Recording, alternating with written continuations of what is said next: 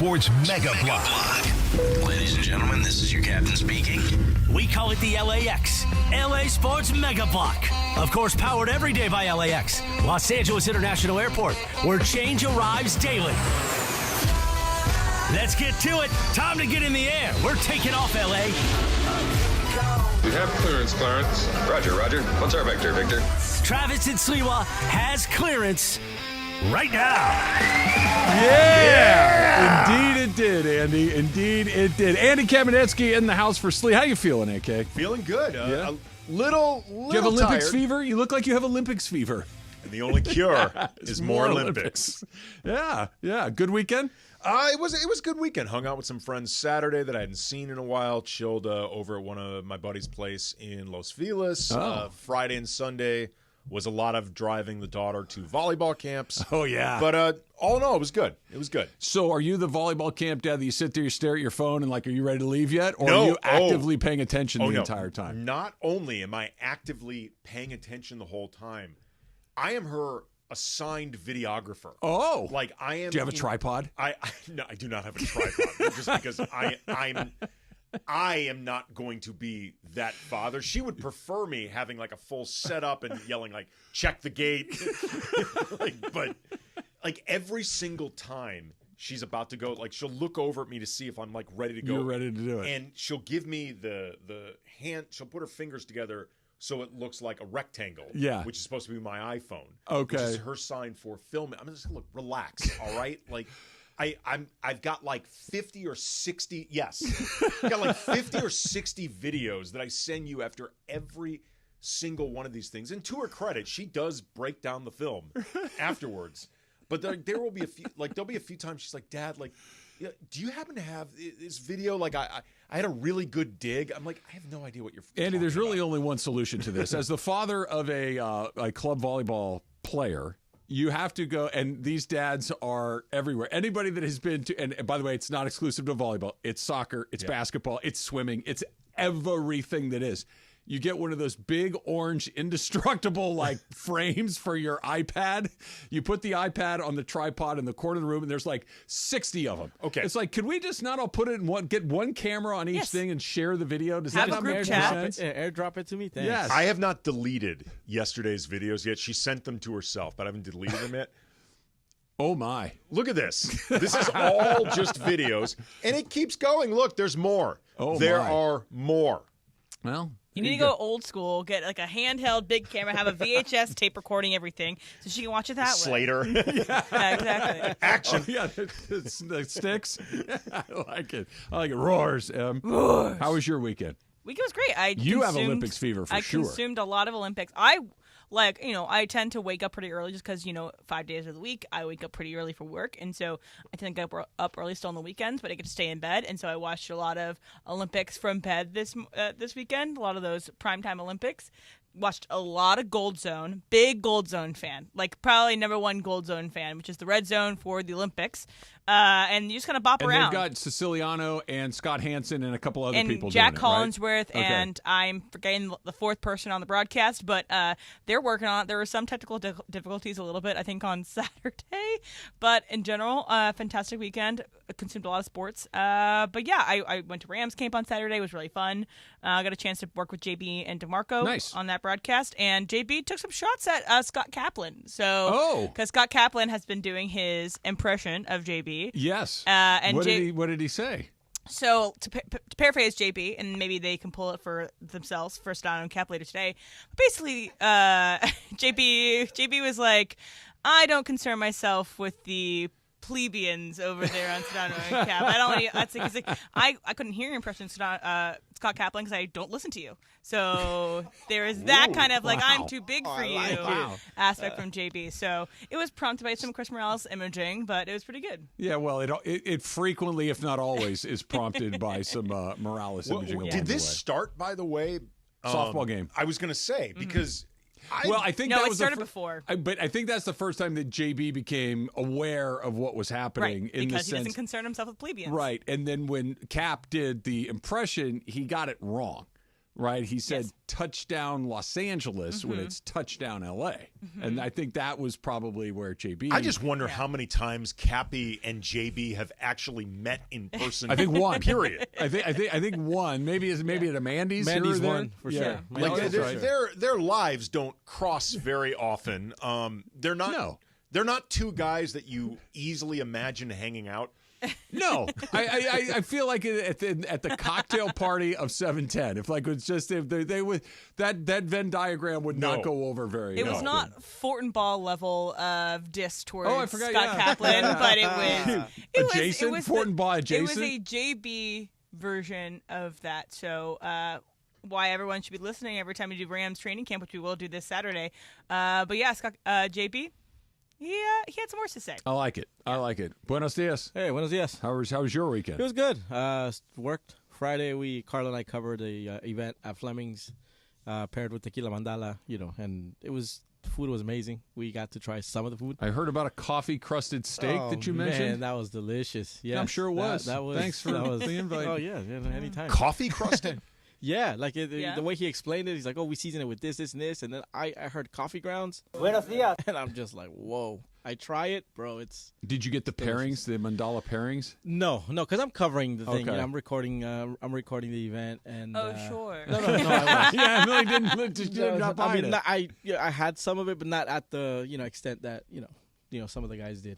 Chris was there. Yeah. You know. Carla was telling me on Saturday that you could tell how the night was going, but the night started cordial. Everyone's kind of sitting down, get to know each other, measured conversation, and as the night went on, everyone enjoyed some beautiful tequila mandala, and it got a little more rowdy. Little looser. People start walking around the room, getting to know different people. It was cool. It was fun. That sounds good. And then Saturday, I went to cover the Manchester United Arsenal game. You said 65,000? 62,000. 62,000. Yeah, it was a lot for of the people B team.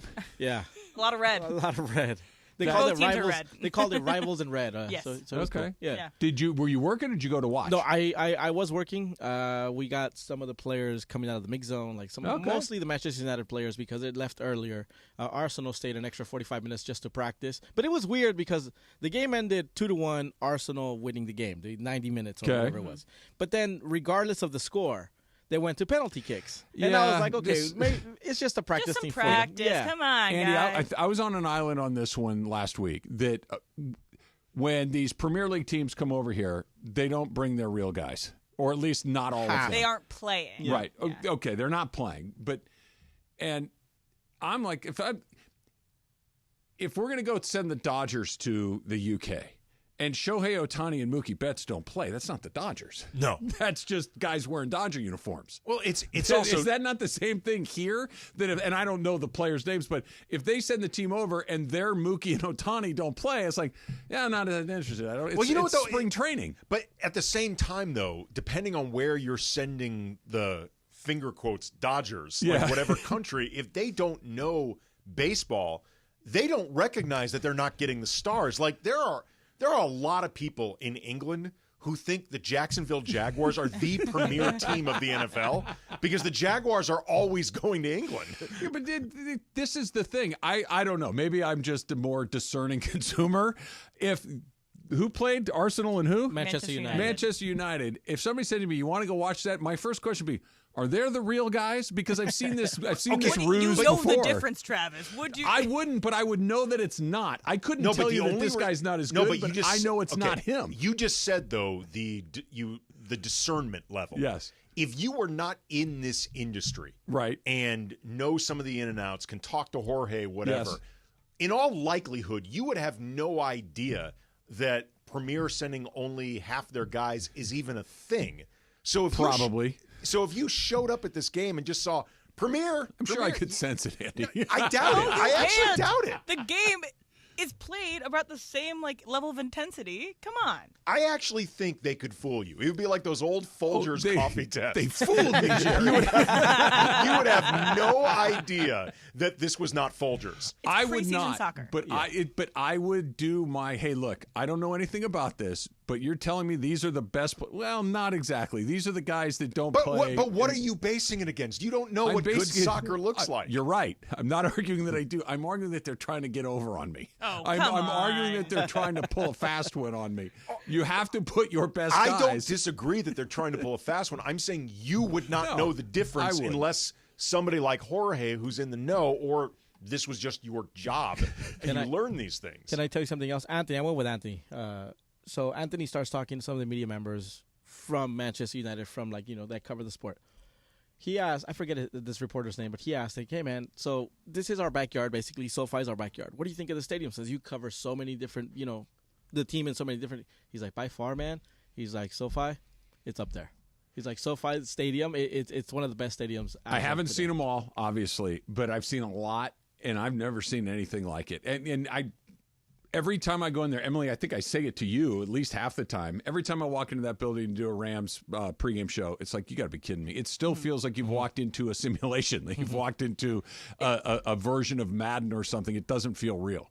It is on, par with Emirates and Wembley and all these great, big cathedrals of sport. But yeah, SoFi it just has so many cool bells and whistles that you still, every time you go, you see something new. So maybe it's worth the price of admission. Just go see the B team play be at SoFi. Look, if you like watching JV events in big buildings, this is for you. Come on. Don't yuck their yum. I'm not trying. Look, if you like that, knock yourself out. I like the best guys, even if I don't know they're the best guys. Right? Like if you told me, hey, here's a cool movie. Tom Cruise was supposed to be in it, but they just found the guy that's his understudy. Do they do understudies in the movies? They do not do understudies in the movies. You want to get the big guy, you don't get him. You get but if you were not the cinephile, Travis, that you clearly are. Yeah, thank you. If you were not somebody that was aware of Hollywood A-lists and Tom Cruise's presence, and you just watched this movie, and you were told, look, it's a big Hollywood movie with a budget and everything. And I'd look around like, where's Jennifer Connelly? This entire thing is a farce. You don't know who Jennifer Connelly is in this world. What a sad world that would be.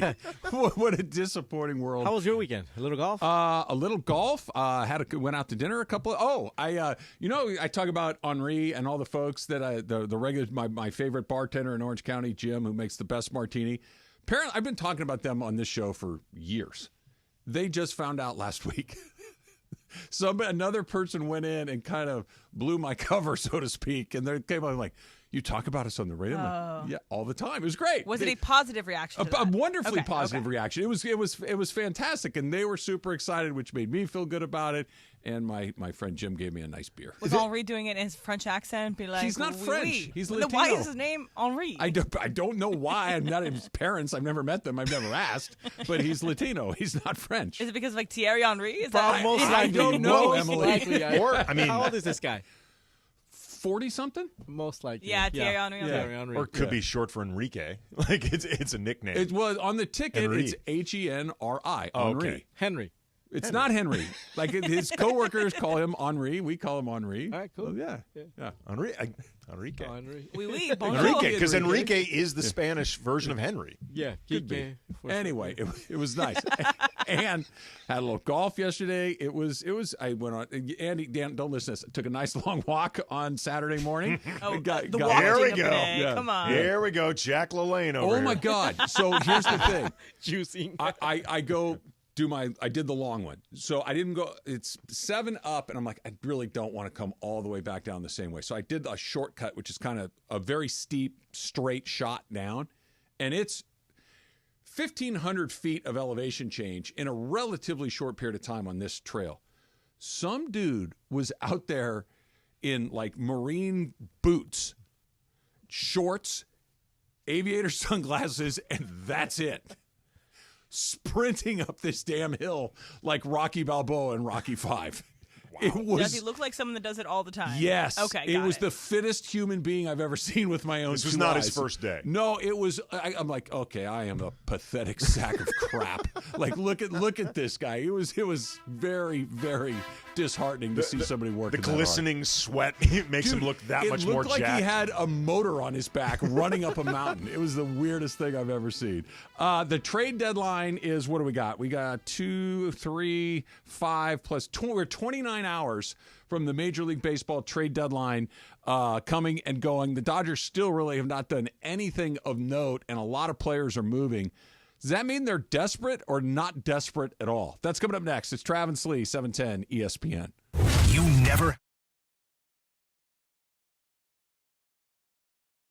Really excited to see the new schools come into play at the Coliseum. Obviously, you're going to have Notre Dame to finish the season. That's always a special game. But seeing Nebraska showing up, Penn State showing up, LSU at the Collie, that's what I'm really looking forward to. I think both programs, the men's football program and the men's basketball program, are moving in the right direction. And the women's basketball program at USC is going to be ranked top 5 next year. So it's a great time for the USC Trojans to be back on ESPN LA. I'm really curious to see, what does USC football look like without Caleb Williams? What are the adjustments that Lincoln Riley makes? And what is the defense going to look like in the non-Alex Grinch era? New conference, new quarterback, just really fired up on the football side. New head coach for basketball, so almost like a really new team, which is going to be awesome. And then returning to prominence for USC women's basketball, to be back to where USC women's basketball is. I'm super excited to see Juju in her second year, but just the rest of the players continue to grow under Coach Godley. This beautiful thing has been up since the first time SC was here. But guess what? USC is back! And once again, this means something for us. Pumped for this season. USC Athletics back on 710 ESPN.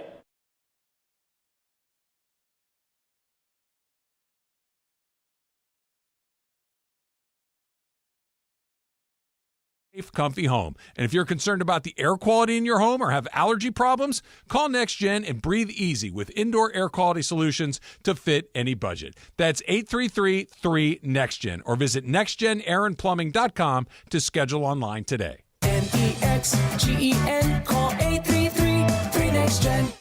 Hey, John, why so glum? I just got let go. The company's downsizing. This is the third time in the last 2 years. I'm done with this. Have you thought about My Computer Career? I've heard they can train you for a career in IT in just a few months, including cybersecurity and the basics of AI. And you don't need prior training or experience. Now that's a recession-resistant career. Wow, thanks. I'll check them out. Go to mycomputercareer.edu and take the free career evaluation. mycomputercareer.edu. Financial aid is available for qualified students, including the GI Bill. With no fees or minimums and no overdraft fees, banking with Capital One is the easiest decision in the history of decisions.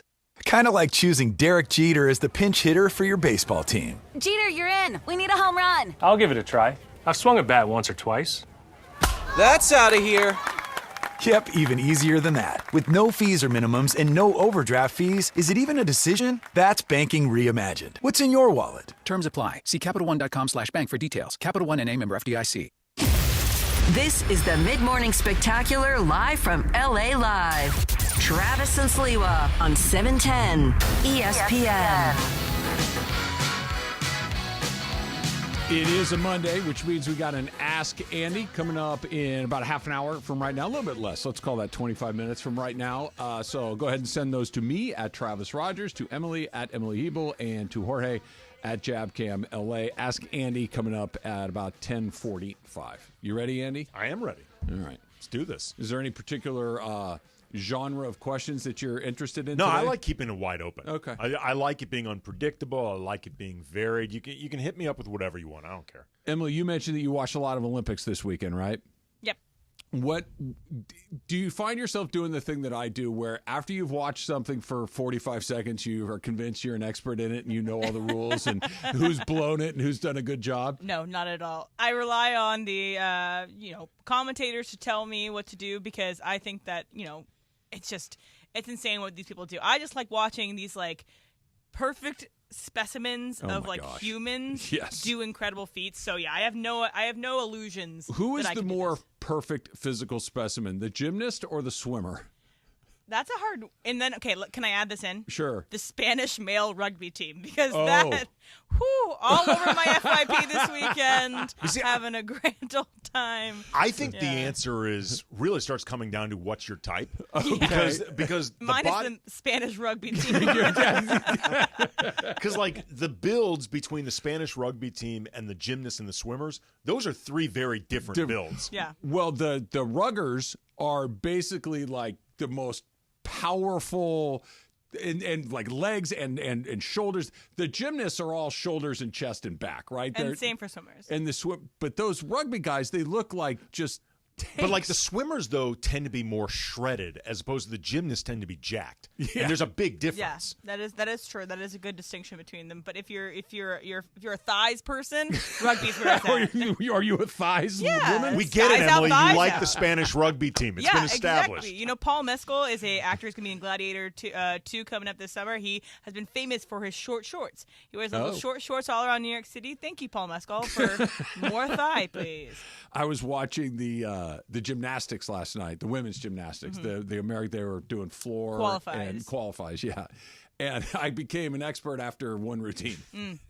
I'm like, why is everybody stepping out of the circle, the square? On. Stop doing that. There's a line right there. You can see it. I don't care if you just did 19 flips in a row. Yeah. Why don't you orient yourself to the How'd you the fall? mat? What the heck? I don't know how they don't all go flying out of there. Yeah, it's that's insane. crazy. We were talking, Travis, during one of the breaks that like the rings, that looks like something that prisoners would get tortured. Don't make me you get asked to go do this thing. Like it is demanded that you go do the rings or you end up in the gulag. Also, it's crazy. Like sneaky, incredibly difficult, the pommel horse of All just of having it. to keep I don't yourself think it's up. sneaky how difficult that is. It's just impossible. That doesn't seem like something you just wake up one morning and discover you know can what, do. guys, let's go down to the park and pummel horse. Okay, you know what I can do?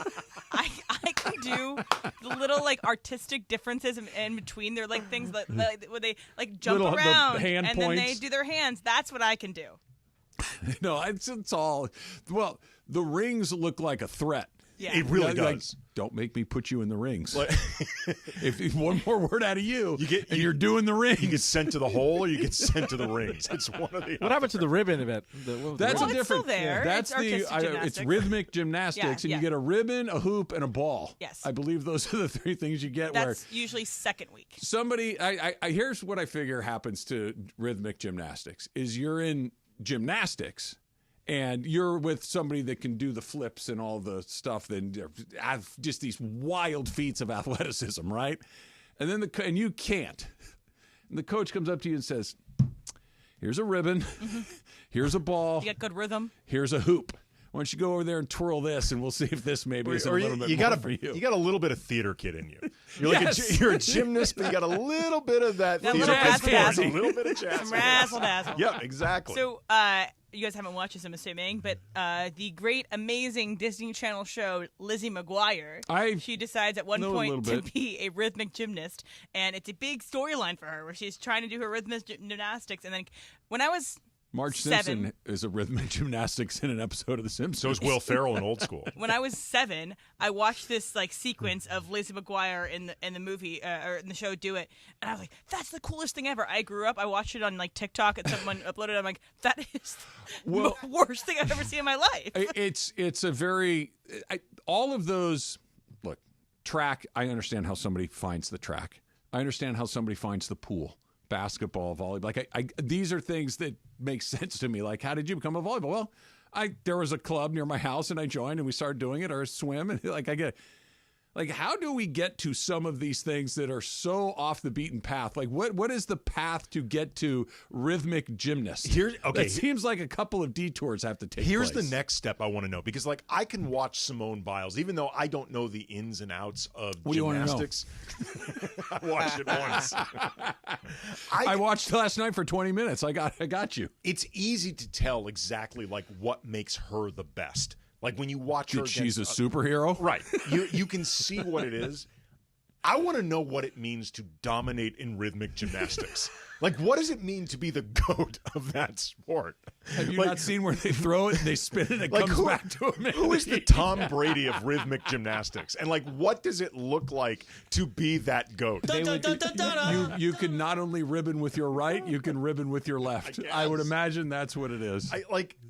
If they start talking about like the Mount Rushmore of rhythmic gymnastics, and you're like, well, this guy's There's definitely one, yeah, there's there's only three one. still the mountains. I want to know what it means to just be the GOAT. And by the way, live right now, our men's gymnastics team is trying to compete to get a medal in the team competition. So they're kind of right How in are the we mix. I think that we're in either third or fourth right now, right in the mix. I think going into one of the last few rotations. I like the Olympics. I do, but I really like that there's stuff on in the middle of the day for 2 weeks that you would never watch otherwise, and we all get kind of fired up for it. It's super fun. I enjoy it. I know that the green triangle is good, too. Green triangle, good. Red triangle, bad.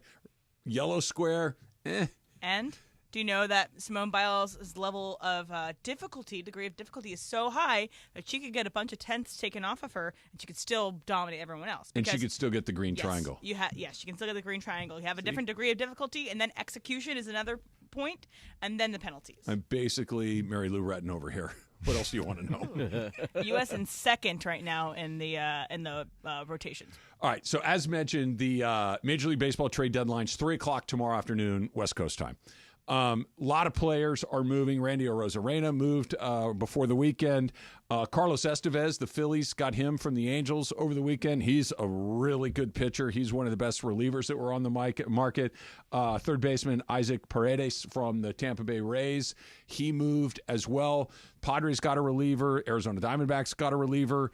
And the Yankees got Jazz Chisholm. Their players are moving. Dodgers, Andy, have done nothing. And I guess it's depending on how you want to look at it. It could be hey, man, we're cool. If nothing happens, we're cool. Or because a lot of the pieces that at least were linked to the Dodgers are off the board, are they more desperate the closer we get to this deadline? I mean, depends on who's left. Like, and how much do you think you really need these guys? Like, how much longer do you expect Yamamoto to not be a thing? How much longer do you expect Mookie Betts to not be a thing? Like, how much longer do you think you need these reinforcements? And what do you picture their role once, assuming you can get a full squad back, what's it actually going to look like? Because, I mean, I get with this roster, there's a lot of in for a penny, in for a pound, because you've already committed like close to $1 billion for, big picture for this roster. But at the same time, if you think guys are going to be back healthy in a couple weeks,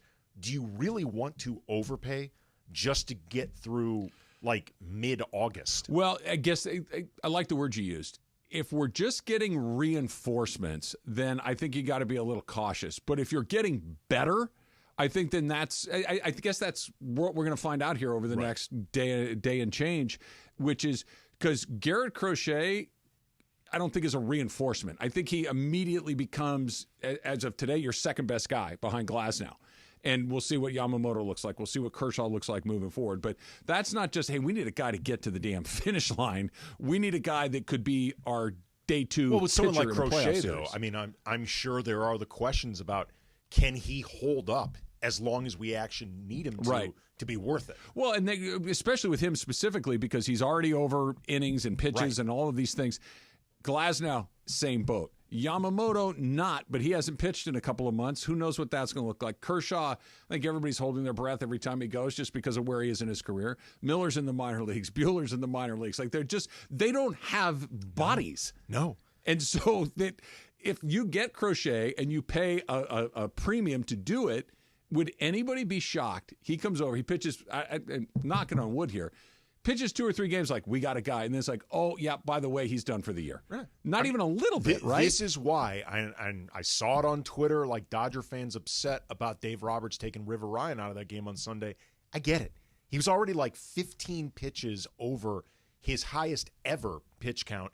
He has really not much experience at all as a shortstop. Right, as a pitcher, and they need him healthy. Like, they needed him healthy for, Dave Roberts said, there's a next start coming. They needed him healthy for that next start more than they needed yesterday's win. Okay. They got it anyway, but they needed it more. I couldn't agree with you more. And they need him not just to win games, but to do something else very, very specific over the course of the next 30 or 45 days or so. That's coming up next. It's Travis Slee. Andy's in for Slee on 710 ESPN. Hey, is your car ready? Is it due for service? Before you hit the road for your summer road trip, who doesn't love a summer road trip? Make sure that your car's running at its best and head into your neighborhood Valvoline Instant Oil Change, home of the 15-minute drive-through oil change. Because for over 30 years, Valvoline has provided quick and convenient automotive maintenance services for busy people like you and me, which means you don't have to get out of your car at Valvoline. At Valvoline, you stay in your car nice and safe, nice and relaxed. You can chill out for a few minutes while that crew goes to work on your ride like you're running in the Indy 500. Right? It's like a little pit crew for your car, oil changes, tire rotations, transmission care, and a whole lot more. Just pull up, drive in, and drive out in about 15 minutes. That's your window. That's your windshield wipers if you turn them on in August. But get them fixed in August because it's going to start raining again before too long. Over 80 locations ready to help you get your ride ready for the road in no time at all. Visit SoCalOilChange.com to find one of those 80 locations and get some game-winning coupons off of your next Valvoline Instant Oil Change.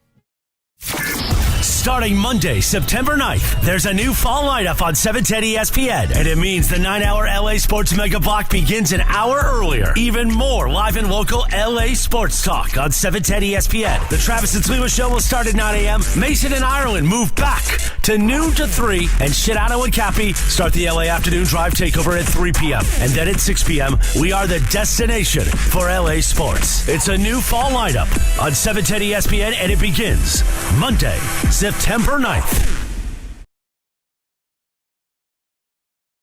Trust and enjoy going to the dentist with. Luckily, we found Children's Dental Fun Zone. With 17 locations across Southern California, Children's Dental Fun Zone specializes in children's dentistry and orthodontics. With state-of-the-art equipment and personal attention your children deserve. To book your child's next appointment, visit their website, cdfzone.com. That's cdfzone.com. Or call them at 800-717-KIDS. That's 800-717-KIDS. When pain keeps you from doing what you love, Hoag Orthopedic Institute gets you back to you. We are ranked number 18 in the nation and number 1 in Orange County for orthopedic and spine care by U.S. News & World Report. From the surf to the green, our world-class doctors are there, which is why more Californians choose Hoag Orthopedic Institute for orthopedic and spine care more than any other hospital. At Hoag Orthopedic Institute, there is no one better at getting you back to you. Proudly founded by premier physicians in partnership with Hoag. Learn more at HoagOrthopedicInstitute.com.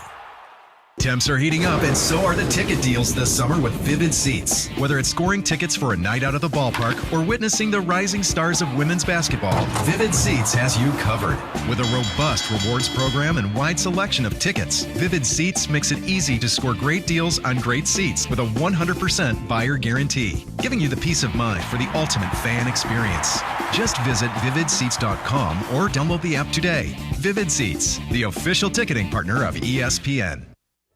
Are you ready to build your company's dream team? Just like in sports, finding skilled players is essential for success. With Robert Half's winning combination of specialized recruiting professionals and award-winning AI, we'll help you find the MVPs and key role players who will have you hanging banners in the rafters. Because in business, it's all about having the experienced team on your side. At Robert Half, we know talent. Visit roberthalf.com today. It's Travis Rogers, Alan Sliwa. Day has the same person dropped off food at your house twice in one day. I don't know. Great question. Travis and Sliwa. On 710 ESPN. You know what skill is not rewarded enough in gymnastics? As you and I watch, is this China? I can't read the map from here. Is that China, U.S., and Ukraine. Okay, so Yes. So. But the guy doing it right now is Great Britain. Okay, so a British athlete is on there right now. He's swinging along with one arm on the high bar. The first time you go up there to try that, the very first time, like, all right, here's what you do. You're gonna spin you around as fast as you can. Just let go at some point, and you'll spin around up in the air, and then just catch it on your way back down. How do you teach somebody to do this? This is witchcraft. The worst part of that sport, and so much in gymnastics, is you can be crushing 98.5% of your entire routine. But if you don't stick the landing, everyone's like, boo. Well, that was a waste of time. It's like the divers who jump off the Eiffel Tower into a glass of water. And if a drop of water comes out of the pool, they're like, that guy sucks. Seriously. Like he just did 48 flips from 5,000 meters. What do you mean he sucks? It's probably because I really, in the grand scheme of things, don't know a lot about gymnastics. Don't let that stop you. But to me, the landing feels like the least impressive part of what they're doing. I'm watching everything else they're doing, and it is insane. And it's like, oh, he took one step forward on the landing. That whole routine was garbage. Run as fast as you can, jump on this box of apple crates, launch yourself over this thing, and land within a I don't know, a coaster on a coffee table. And if you take a slight step forward, You're well, out. that routine sucked. Because gravity or like whatever momentum, once you go Like, forward, look at all fight. the other stuff Physics. they're doing. The Yeah. other stuff, it looks harder. It looks way more difficult. I've never been in a gym like a gymnastics gym with the apparati. How high is that high bar? Is it like 8 Well, it's feet? high enough you need a boost. Right, it's like 8 feet maybe? Because if you had your hands 7, well, these guys are pretty short typically. So, okay, let's call it 8 feet. 8 feet, spinning around over and over and over, and then just let go? And catch it again? Like, how do you know when to let go? Why doesn't he go shooting off into the seats? Like, how does he go straight up and straight down? Yeah. Doesn't make any sense. A great movie for you guys to watch, and it's a movie that is very, very instrumental to my young adulthood, is Stick It. Go watch the movie Stick It. It's fantastic. Years ago, Jeff Bridges is in it. Yeah, I know. ESPN, the magazine, years ago, I don't even remember what the context was, but I got sent to the set of Stick It to observe a scene being filmed. What scene? I don't remember. I never saw the movie. Okay, well, it's one of my favorite movies of all time, so please Well, tell I me. didn't know that back then, Emily. I would have paid more attention. Come on, Andy. You should have given me the heads up like 20-something years ago. Tweet at me.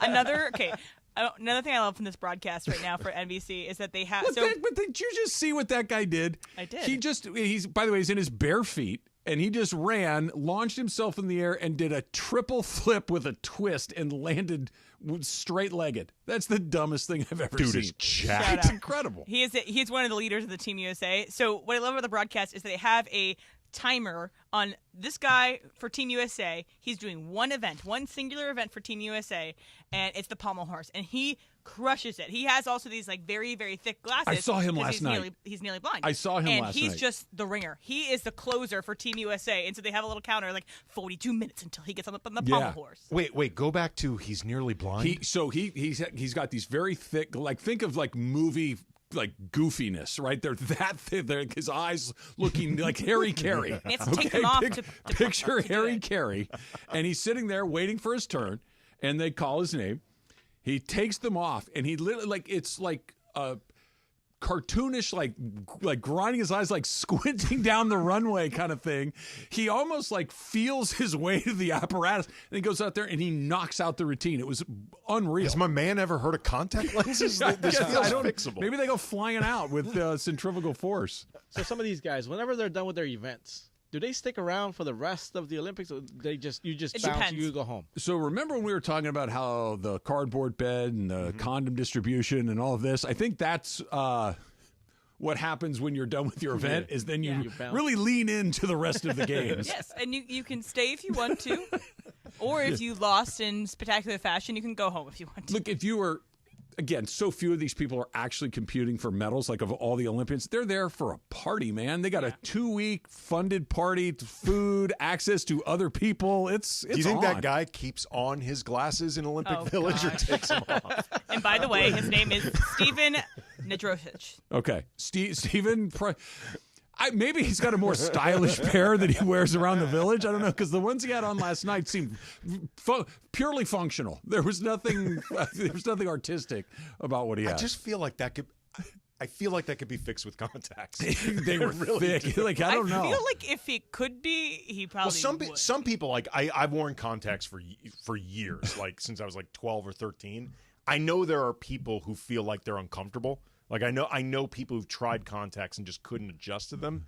It feels like it's more comfortable than those glasses or blind. Unless it's part of his his walk up, like taking off the glasses, flicking them aside. Like it's this ritual. It's how he gets ready to attack the game. He must be so incredible at this that he can basically do it without being able to see. He nailed his routine. Doesn't have to do any other routine, and he's on Team USA. So he's that good at it that they only need him It's for like the closer. He's like Kenley Jansen. He just comes in, does the one thing, and I'm out of here. Good for him, man. All right, so Kenley Jansen in mind, sort of. The reason the Dodgers need River Ryan to pitch as much as they can moving forward, Justin Robleski, who pitched really well on Saturday night before they blew a 5-run lead. Which is, by the way, they've blown 2 5-run leads late this year. That's not great. They need bodies to pitch into the 5th and 6th inning because what's starting to happen is the Dodgers, we know all the starting pitchers that went down. We don't have to go, but because so many of their regulars, so many of the guys that they were counting on to be starting pitchers have not been around or been ineffective.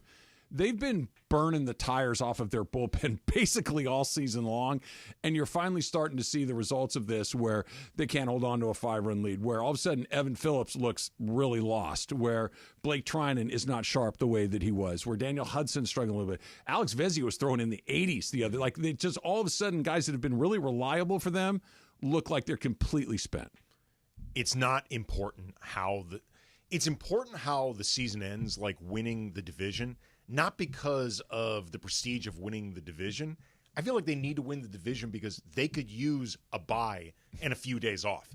Like, even if they get their guys back, the ones who've been holding it down until Yamamoto or Betts or whoever get back, those guys are going to need a rest. Like, I think that's actually why it is important this year that the Dodgers win the division, even though at this point they've won so many NL Wests that it feels, who cares? I think this year there's actually a tangible reason for it. Oh, for sure. They're also going to, let me rephrase this. Winning the game on any given day is not always the top priority. No. Not for this team. That winning the game is probably somewhere behind, let's make sure that we have what we need by the time we get to the middle of September and October. And if that means that we're going to pitch guys in spots that they typically wouldn't pitch, do it anyway. If that means, you know what, Evan Phillips is not pitching tonight, or Blake Trinan's not pitching, I don't care if we lose the game on the arm of someone else. We're doing it because we can't continue to ask these guys to do this. I forgot the name of the guy that last week, middle reliever, was terrible, then got DFA'd. Vanasco? Yeah. I'm guessing they knew he was getting DFA'd and was like, this is the day we know you're available to do this. We have no confidence in you. We don't care, because we'd rather have you mess this up on the last day that we have you, as opposed to using one of our regular guys and overtax him. First of all, most of the regular guys aren't even there, right? So they're just, we just got to get to the finish line. Relatively speaking, regular guys. Right. But I don't think that Dave Roberts or any of these guys are making decisions. We need to win tonight. We want to win tonight, and they're going to need to win enough games to win the division, which still feels damn near a certainty. But I am not pitching you one extra pitch beyond what I think is going to service us in October. And that Robleski threw 82 pitches on Saturday night. 82. He was cruising. He looked really good. The reason he came out is because they think they're going to need him to pitch in real games. And there is a point, too. That was the game Phillips came in, correct? Yeah. Well, they all came in that day. Took turns. But Phillips came in immediately after. I believe that's right. Like, there is an element of, we know Evan Phillips is taxed. We know the other guy's cruising. Go in and do your job, Evan Phillips. You got 2 outs, like, get an out. Like, where you just have to trust that Evan Phillips, professional major league pitcher who's had success in the past, can get 1 out, because we'd rather take our chances on that than overtax guys that are already getting strained, and we're feeling that strain. What do you guys think about this? That I know what the Dodgers would say. What they would say to this question is the guy who's going to pitch the 9th inning in playoff games on your roster right now. What they would say is, we're going to make every game's going to be a matchup thing. Every game we're going to make a decision based on what we think the best matchup is in the moment, because that's what they always say.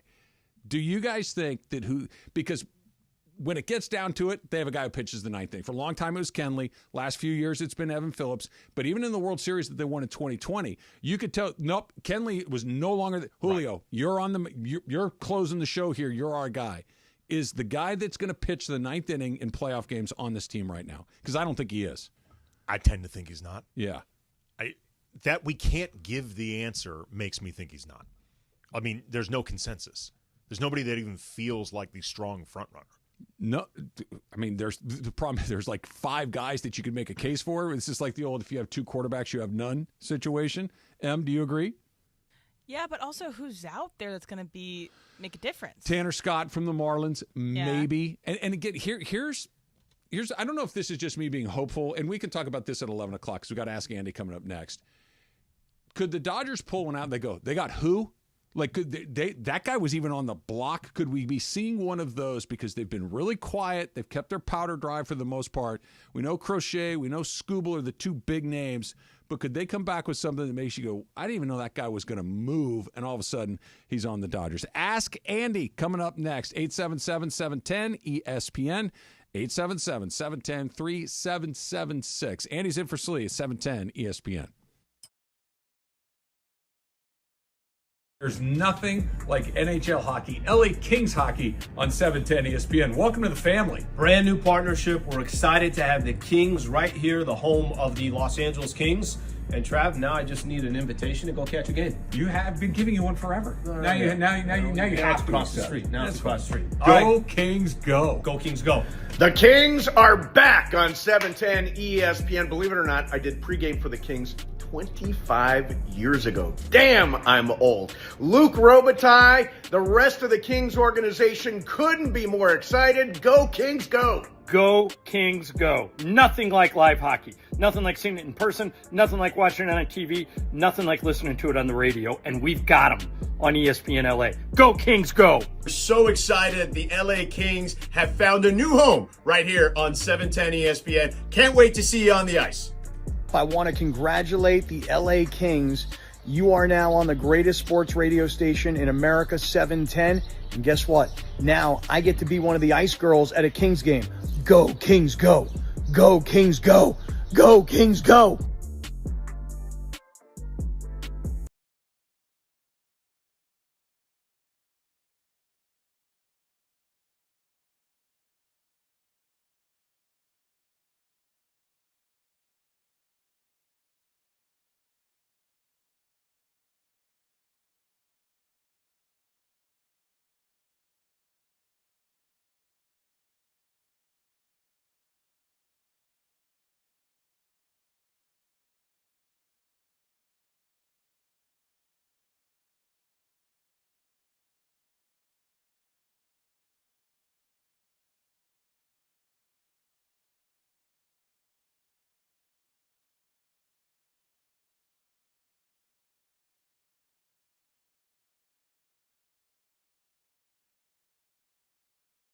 Organ of my body?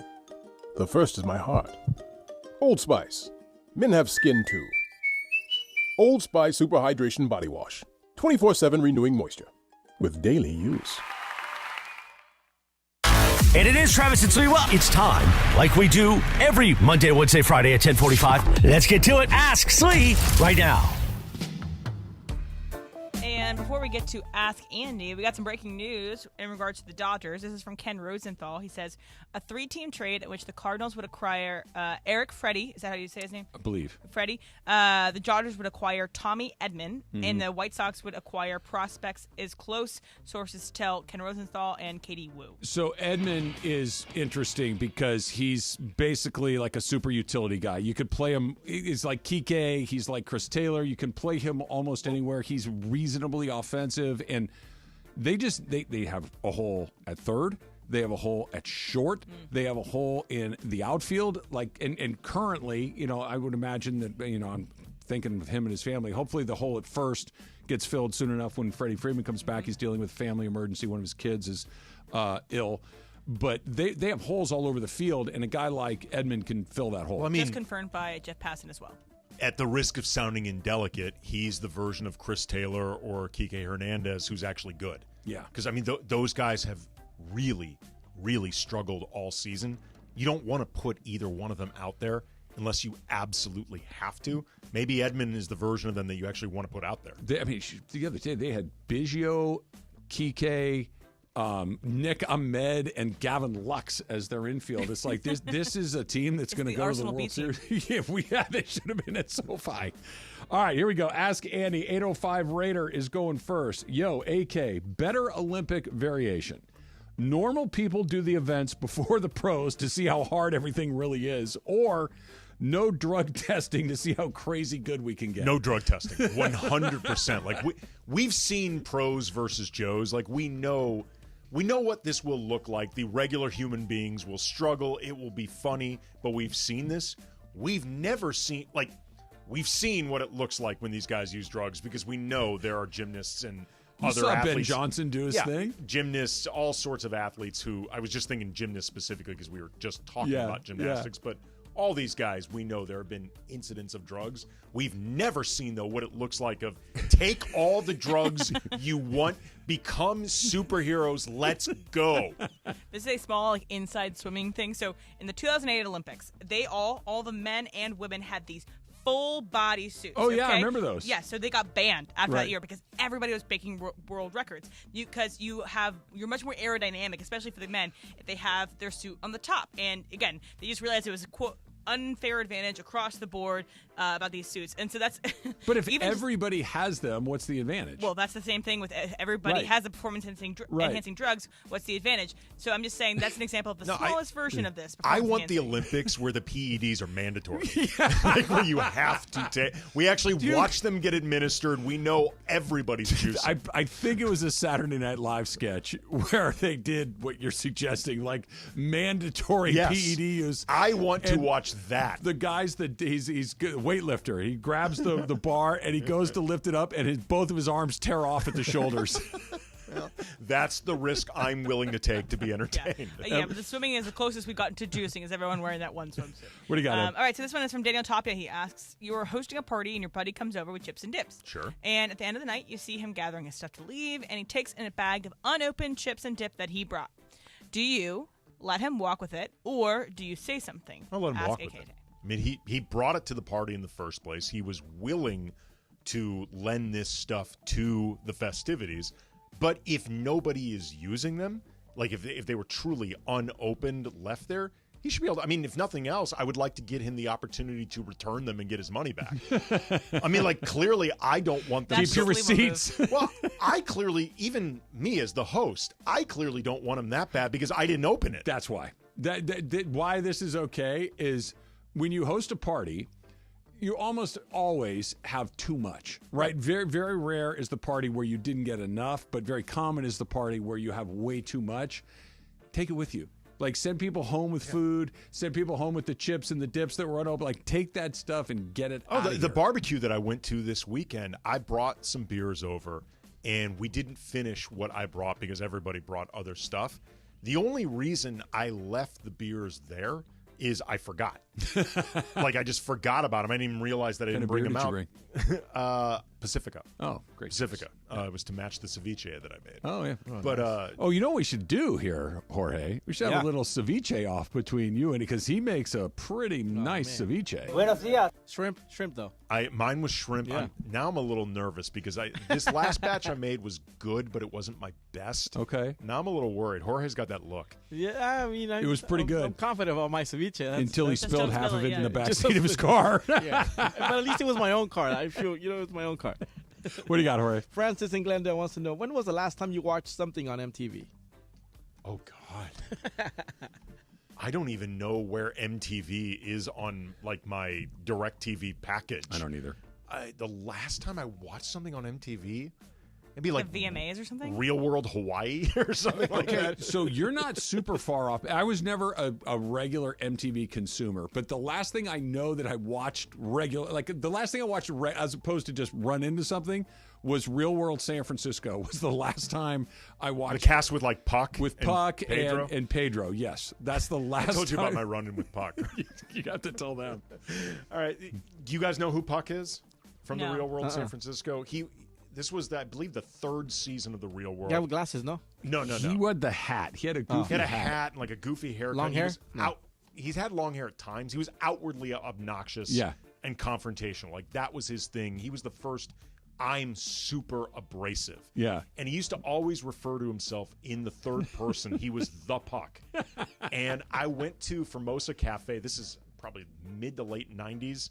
And I was pretty hammered. And I saw Puck there. And I go up right to him. I'm like, oh, my God, man, it's the Puck. And he's like, yeah, I'm Puck. Yeah, nice to meet you. I'm like, no, man, you don't understand. It's the Puck. The Puck is here. He's like, yeah, I get it. Puck. I'm like, no. You don't understand. The Puck I love is that. here. He probably had that interaction every day for, 10 years? He would have been so well within his rights to clock me. And I didn't care.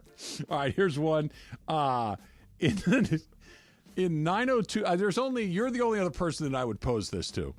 In 90210 terms, is Jason Tatum the Scott Scanlon of the 2024 Olympic team? Wow. I don't want to go there just because Scott Scanlon, for those unfamiliar, he had a very tragic ending. He's playing with a gun. He's playing with a gun, twirling it around, and it went off and killed him. So I don't want to... Chekhov's gun. I don't want to reduce Jason... Scanlon's gun, at least. You know who he actually... You know who he actually is in basketball terms? We saw this from the show. He's Steve Sanders.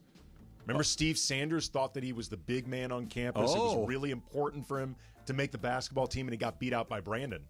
Well, Brandon was a hustler. Brandon was... Well, you know who some of the Derek people... White. Derek Brandon White, was Drew Derek Holiday. White. Like the defensive specialists, they're the guys who are beating out Jason Tatum. So really, he's the Steve Sanders. He definitely is in his feelings, right? Jason Tatum is like, did I really not get off the bench in an Olympic game? I just won the NBA championship and was, if not the best player, the second best player. What just happened? It's got to be weird. It's got to be super weird. What do you got, Eb? This one's from Porky, and he asks, Happy National Wing Day. What's your go-to wing order and from where? I don't necessarily have a go-to. I like hot. Like whatever it's going to be, I like some heat to it. As far as places that I like them, Ye Rustic Inn in Los Feliz is really good. It's a dive bar. Do you know it, Em? Yeah, I've been there. It's a dive bar with really, really good wings. It's in a strip mall in Los Feliz. Okay. Also, I think it's called Honey's Kettle Fried Chicken in Culver City is really good as well. I've been to both these places. Yep. Let's go. Ding, ding. Also, the Alamo Draft House has really good wings. Do they really? Yeah. Crunchy, size is good. I don't want crunchy during my movie. Okay, then don't order the wings and don't go to the Alamo. I like it. Now you've heard. Now you're on. No, now I don't you're want dead. others though. Like I don't want my movie going experience. You don't want to be somebody crunchy. rustling in a bag of potato chips with the crinkling and the Okay, crunching well, you're along. missing out on some great wings. Like Amy. Michael at the softball game. That's right. Crunch. I'm not denying that the wings are good over at Alamo. I'm just saying get them to go. Dive bar wings are the best way to go. I'm telling you, man. Rustic. Emily will confirm. Rustic are really good. Santora's in Mission Viejo is what we're talking. They bring them out on a pizza tray, and you order them by the 50s. Oh, it's not the and worst. any way to dive do it. bar that's like a whatever is going to be. Well, a good you know bar. they got their fryer game on point. Exactly. That's how you know that's going to happen. One more here, Christopher Holmes. If you could create a new Olympic event that you would have the potential for success in, what would it be? Tetherball. Oh, I was so effing good at tetherball when I was in elementary school. I would destroy fools left and right. Like I really believed that I. Do they play tetherball in elementary school still? Like, I don't know if I've ever seen. Yeah, my poles, daughter. I don't see the poles anymore. My daughter's old elementary school did have tetherball. Okay. On the blacktop. Well, you know what the tetherball nightmare was? When you get that thing going and it's going and it's going and you go to whack it again and you catch it a little bit by the ring that's connected to the chain. The knuckle. You feel like you broke your hand when you smack that thing. I would play through it. I didn't care, man. I'd be in the zone. You're like Simone Biles out there. Don't let your injury get to you. I was seriously good at tetherball. I feel like I could just pick up where I left off. That was decades later. Why does that go away? Like that's a thing. Like elementary school ends and you never touch another tetherball for the rest of your life. Fun. It is fun. It's such a fun, simple sport. We had a tetherball pole in my driveway as a kid. Like my dad drilled a hole in the concrete and got a pole, and you could just take it in and out, and you could play tetherball in the middle of our driveway. Yeah. What a good father you Yeah, it was good. That's amazing. It was good. And then it's like, I'm going to play tetherball every day for the rest of my life. And then you turn like 12, you're like, yeah, I don't ever want to play that again. I don't know why. I remember being unhappy that I showed up to middle school and there are no tetherballs anymore. Blockbuster deal for the Dodgers has not happened yet. They made a middle of the road deal. Is the big one coming? That's coming up next. It's Travis Lee, 710 ESPN. When pain keeps you from doing what you love, Hoag Orthopedic Institute gets you. Major announcement number 2. Well, with 10 days to spare on his current contract, after months of tireless negotiating, Cappy finally did the right thing and signed the deal. Congratulations to Cappy on a new multi-year contract that will keep him on the LA Afternoon Drive takeover for years to come. Join your Angels for every Saturday night home game and stay to enjoy a post-game Saturday night fireworks show driven by SoCal Honda dealers. Visit angels.com/promotions for more details. The biggest show on the radio. That's Mason in Ireland. Weekdays after Trav and Slee. But don't you have a boat, like a pontoon boat out we there? We don't take the boat out until golf's What over. about fishing? Do you go fishing Hell up there no. on Lake Coeur d'Alene? Because I do like a good fishing do? trip. Oh, I grew up fishing. Are you When's kidding the last me? time you've gone fishing? 1978. It's been 20 years, but remember, we owned a place on the lake. Yacht Rock was new music back when you went fishing. We owned a place on Lake Erie and fished all the time. White bass, walleye, perch. We did a lot of fishing. I've never fished. I love. I'd go fishing with you. Anytime you want, I'll go on a fishing bit with Chris, you would hate it. Oh, it's great. Okay. Fishing is Lures. so boring, it's indescribable. Oh, it's so good. It's so meditative. Is it? Yeah, it's very meditative. You sit there. Boring as hell, Chris. Sit there and relax and focus. Who needs to relax when you got 120 to the pin for birdie? There you go. That's the difference between me and Ireland. Steve Mason and John Ireland. Today at 1 p.m. Mason in Ireland on 710 ESPN. 710 ESPN and the all-new ESPN LA app. This fall, the new home of the USC Trojans. The new home of the USC Trojans. The Trojans are back. The USC Trojans play on LA's mega sports station. That's right. USC football, USC men's basketball, and USC women's basketball are on 710 ESPN coming this fall. 710 ESPN, the new home of the USC Trojans. Coming up today at 4 p.m. It's the LA Afternoon Takeover with Sedano and Cap. But I That's thought funny. that nowadays, like if somebody, drops a joint, they're dropping an album. So the Joint could be a lot of things. Exactly. Yeah. Just depends on the context that you're using such word. Yes. Okay, so from Kinda now like on, Smurf. I can replace everything with joint. Nah, not everything, but certain things. Try. Go ahead. Let me see. Yeah, if you So, like here, for example, like my girlfriend's gonna come over to the house here as soon as we're off the air. I'm gonna be like, "Yo, girl, where are we gonna have dinner at that joint?" That works. That works. That works. You wanna go to that joint? Yeah. I got But wait this a one second. joint that we can go to. Yeah. Yeah, but wait a That's second. but better. That's old That is school though. better. We always used to call a place a joint. I What don't think- DeAndre just said was better. All right. Try again, Cap. After the show, I'm going to drop a picture on my joint of this show. Nice. Hey, It that works. works. It was a little awkward, but it worked. It worked. The delivery took a little bit too Yeah. long, but it was Yeah, good. it worked. Sedano and Cap every weekday after Mason in Ireland. On 710 ESPN. Hi, this is Sean McVay of your LA Rams. The Rams play here, KSPN, Los Angeles. 710 ESPN. A Good Karma Brands radio station. This is the Mid-Morning Spectacular live from LA Live. Travis and Sliwa on 710 ESPN. All right, so I think we're going to start to see some action here. We got, now we're 28 hours away from the trade deadline tomorrow afternoon, 3 o'clock West Coast time. A few more details of the Dodger trade from earlier today. They did a three-way deal between the Cardinals, the White Sox, and the Dodgers. The important pieces of this are the Dodgers get Edman, who's a kind of super utility guy, can play all over the field, something that they need. They got a lot of holes right now.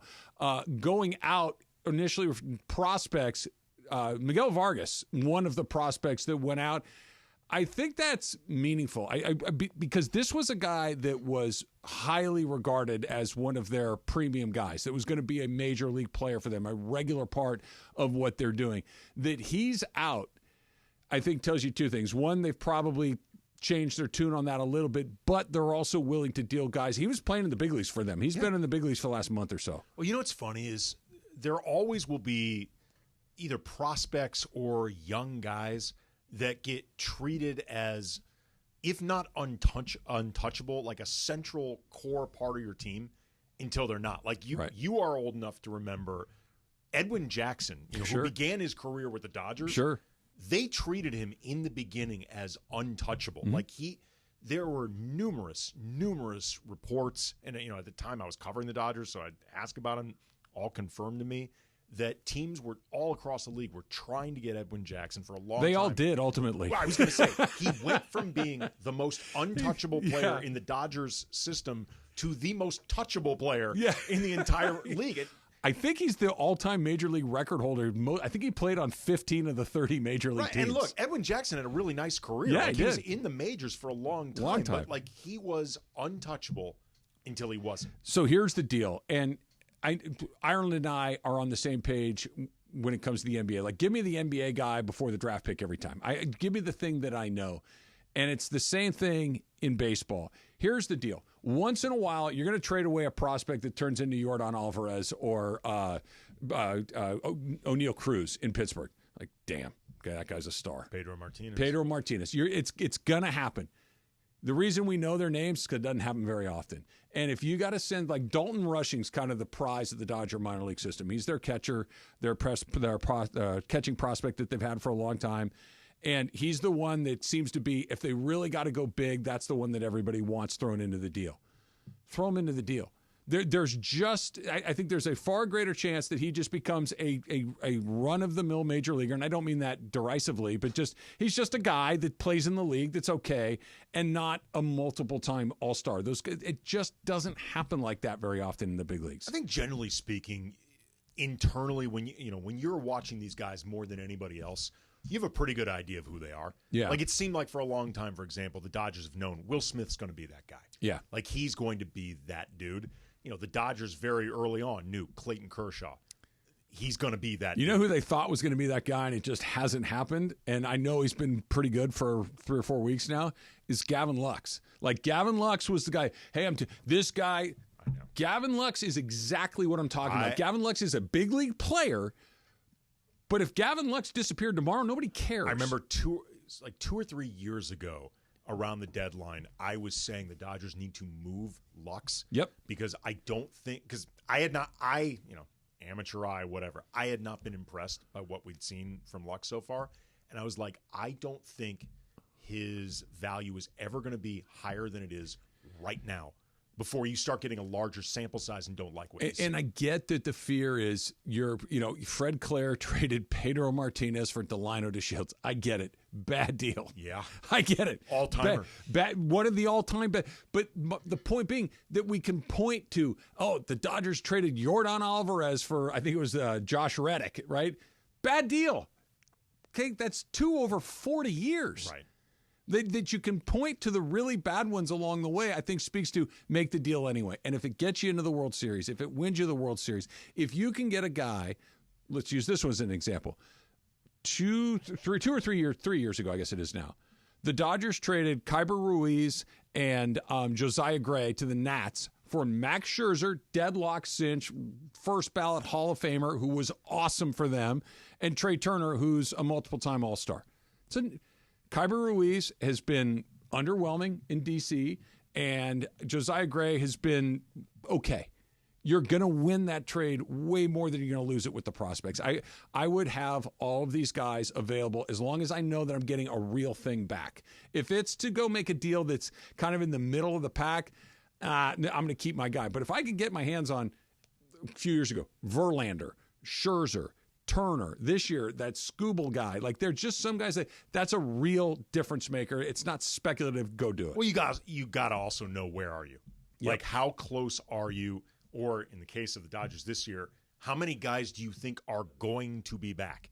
And if enough of these guys are actually going to be back, going to be healthy, at least in your estimation, then you're back to talking about this team that is World Series or bust. Like, that is the standard. And the longer that this group in the Ohtani era, we'll call it, goes without winning a World Series, the more the noise will increase. Like, it's always important to win a World Series if you can, but I think if you win this year, it's incredibly important because you get that one question out of the way. Like, when is it going to pay off? Yep.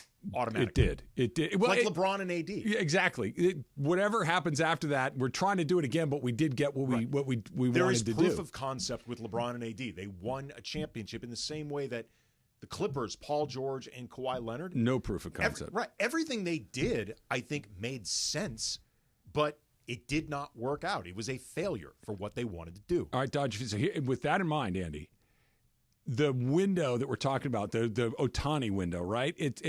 He's the centerpiece of it all because he's Ohtani, and that speaks for itself. But think about this. This season, next season, but this season and next season, this is probably your really small little window where all of your guys are still at their prime. That Mookie is getting to that point where there's at least a realistic point of view that says Mookie Betts will never have a year like he's had previously. That he will be on, not that he won't be good, but that prime MVP level Mookie may be a thing in the past. Might be true of Freddie Freeman as well. Like these guys that are really important. Will Smith is a catcher. Those guys age really weird. Sometimes they just show. It's like, what happened to that guy? Ohtani's a little bit different because he's different in all those ways. But Ohtani, Freeman, Betts, Smith, like these are your best guys right now. Those primes don't stay open forever. So we got Ohtani for 10. Yeah, but the rest of them you got for like maybe 2 or 3 more where they're still elite guys. I just saw an interesting tweet from Will Carroll. He's one of the best sports injury guys out there specializing in this stuff. The Dodgers have always had a really high risk tolerance, but trading for Tommy Edman means it's either really high right now or they have super high confidence in his medicals. I would add one more thing, or it's they have super low confidence in Kike or Chris Taylor ever contributing the way they need them to. They're done. And I don't mean that in like, they're not impactful guys. Can they hit a home run in a big moment? Sure they can, right? But so can everybody else. Right.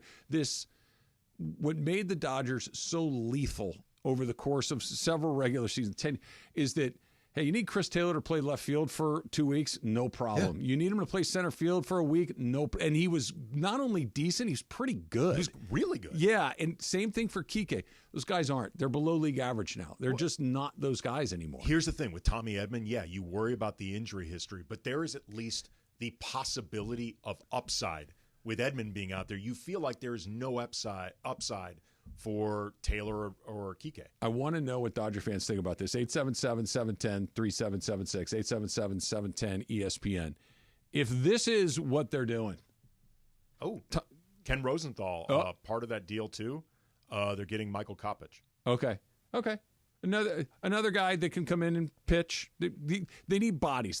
But if it's Michael Kopech, if it's Edman, if it's these sorts of guys, cool. But that doesn't change the game for Ken Rosenthal. October. Part of that 3-team deal includes Kopech going to the Dodgers. That doesn't say, oh, the Dodgers got. If they've gotten Estevez from the Angels, we're talking about this differently. Had you gotten a Rosarena, you're like, yeah, that guy's going to bat somewhere in the middle of your order in the playoffs. That's a big deal. If this is what they roll, if this is just these little marginal moves that they make, what does it mean to Dodger fans, and what does it mean to where their heads are on all of this? Is the cavalry coming to save them with the guys that are already on the roster? That's coming up next. It's Travis Slee, 710 ESPN. And coming up around.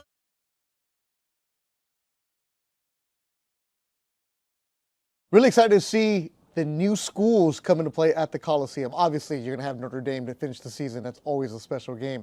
But seeing Nebraska showing up, Penn State showing up, LSU at the Collie, that's what I'm really looking forward to. I think both programs, the men's football program and the men's basketball program, are moving in the right direction. And the women's basketball program at USC is going to be ranked top 5 next year. So it's a great time for the USC Trojans to be back on ESPN LA. I'm really curious to see, what does USC football look like without Caleb Williams? What are the adjustments that Lincoln Riley makes? And what is the defense going to look like in the non-Alex Grinch era? New conference, new quarterback, just really fired up on the football side. New head coach for basketball, so almost like a really new team, which is going to be awesome. And then returning to prominence for USC women's basketball, to be back to where USC women's basketball is. I'm super excited to see Juju in her second year, but just the rest of the players continue to grow under Coach Gottlieb. This beautiful thing has been up since the first time SC was here. But guess what? USC is back! And once again, this means something for us. Pumped for this season. USC Athletics back on 710 ESPN.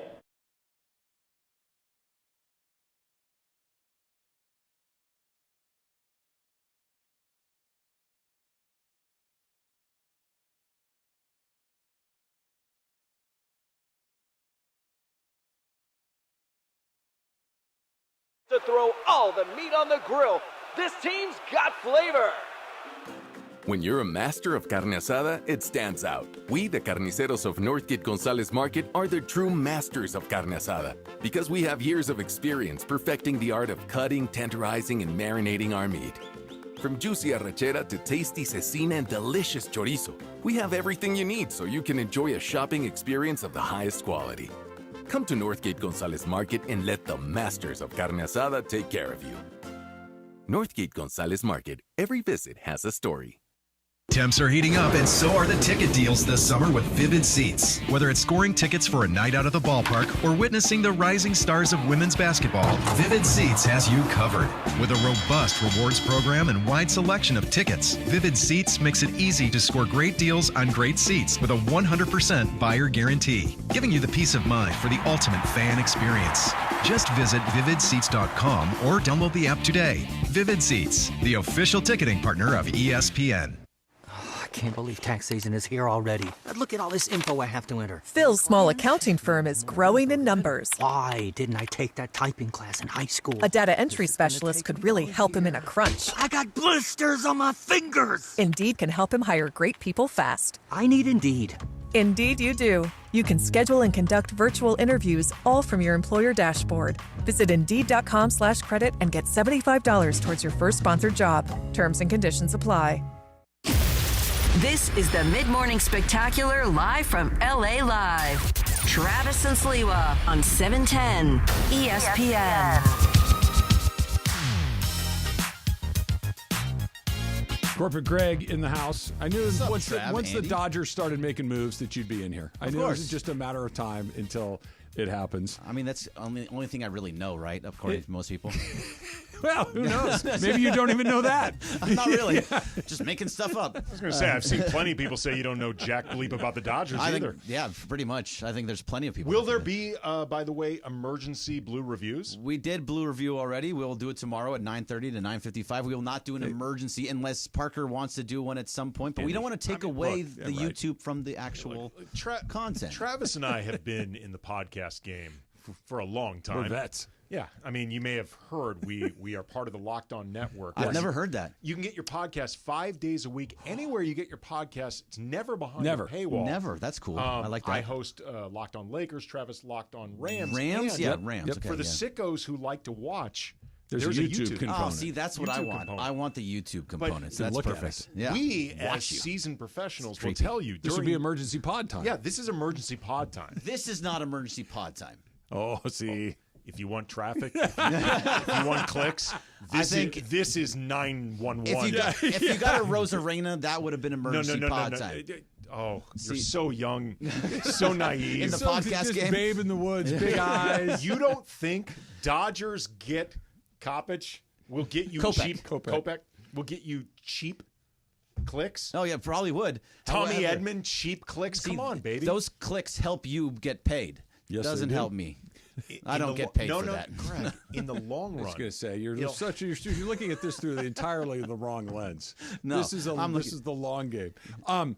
The deals that they've made, they get Edman, they get Kopech, Vargas out, which we were talking with Andy a second Miguel ago. Vargas out. There's your cheap clicks. Right. I'm telling you, this is true. He's not wrong. Vargas was one of those guys. Here's the second base job at the beginning of last year. Couldn't do it. Couldn't do it. Gavin Lux was the untouchable guy for a really long time. Always the minor league player of the year. Yeah, cool. That doesn't mean he's going to do anything in the major leagues. I know sometimes it does, sometimes it doesn't. No one knows anything. If this is more nibble around the edge stuff, especially if Crochet or Scooble move elsewhere, and it's that they sat on their hands because they didn't want to move a prospect, that can't happen. No. They need, this is all hands on deck, mash the gas, go for it. Don't hold back.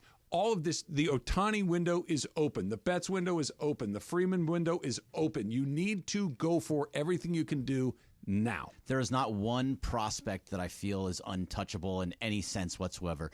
I really, truly believe they should go all in on Skubal and just make that the thing that they do in this or this trade deadline. That would be a big move. If he doesn't move, that just means he was unavailable. Yeah. But if he moves elsewhere, then it's like, what the heck are we doing? I do think it's interesting, though, that the White Sox made a trade with the Dodgers and neither Robert or Kroenke was involved with it. So I don't know if they'll do a secondary trade with them as well, but that kind of says to me, like, okay, you're not getting Kroenke, you're not getting Robert. How about these guys? Or at least they're talking. Yeah. I mean, it's good to know that they're actually in. Yeah. Right, but now you have tangible evidence of they are in conversations with the White Sox. They have to do something. They have to get their hands on a starting pitcher. Because and by the way, it's not even a starting pitcher. It's everything. It's everything now. But if you're triaging, I still think that's the first thing that you have to do, even with the potential replacements, because I don't know if there's an outfield bat out there. Maybe Robert, but that has to be the first thing, because right now you got one guy. You got one guy right now. You've got Glasnow. Everything else is up in the air. Stone's in the air. Kershaw's up in the air. Buehler, Miller, Robleski, Ryan. They're all up in the. I don't know. You have to. There has to be a second guy that goes. Yeah, you don't know if Yamamoto is even going to come back at all. We just assume. I'm cautiously optimistic. Yes, but of course. Who knows what it looks? You have to have a second guy. That's why I am saying that every single prospect that they own, Dalton Rushing, the Josue DePaula, Cartaya, whatever you have down there, that includes River Ryan, that includes Justin Robleski, who did look good over the weekend and have looked good in their starts. All of them have to be available to get a good frontline starter. I don't know if Kroenke is that guy. I don't know if you go all in for Kroenke. It's just tell me this isn't weird. The nightmare scenario. You pull off a deal for Kroenke. Yeah. You spend prospects. It's like Ryan Robleski and a couple other guys. Yeah. And he shows up and he pitches for a month, and then it's like, nope, that's it. He's down. That's what the fear is, right? Of course it is. Yeah. And it's not an unfounded fear. This is what he's been dealing with. That's why when all the news came out last week that he's like, nope, I am absolutely pitching in the postseason. I want an extension before I pitch in the postseason, or I won't pitch in the postseason. That stuff is nonsense to me. That is nonsense. Andy, we were talking about you're going to come over here and say, "Oh, I'm done. I'll see you guys in spring training." Yeah. Good luck with that. See how that goes for you. Well, it's just a bad teammate, and especially when you come to a team like the Dodgers that are all about positionality. They want you to play every single position on the field. That includes for a pitcher to go into it's the worst way to try to get longer term security. It makes no sense. I won't participate in the playoffs. Now let me be around these guys longer. I think that's gonna ruin it for him. I don't know if he gets moved because of all that stuff that came out. So if let's say they just do more of what we're talking about, just little stuff, like the relief pitcher here, that's the fear. Utility player there. Yeah. That you and I are not sitting here at 3:01 tomorrow, and like I can't believe they got their hands on blank, right? Whether Kroenke, Skubal, something like that.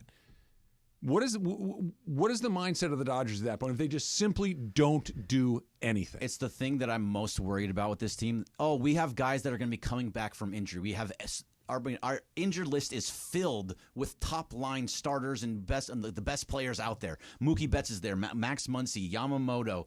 Everybody that is on the IL right now. They're saying, okay, we're just waiting for them to come back, and it kind of makes me feel like, Andy, the Lakers. They're really thinking like, oh, I like what we have. We're just waiting for all that to come back, and then we're going to be okay. Opposite of the Lakers?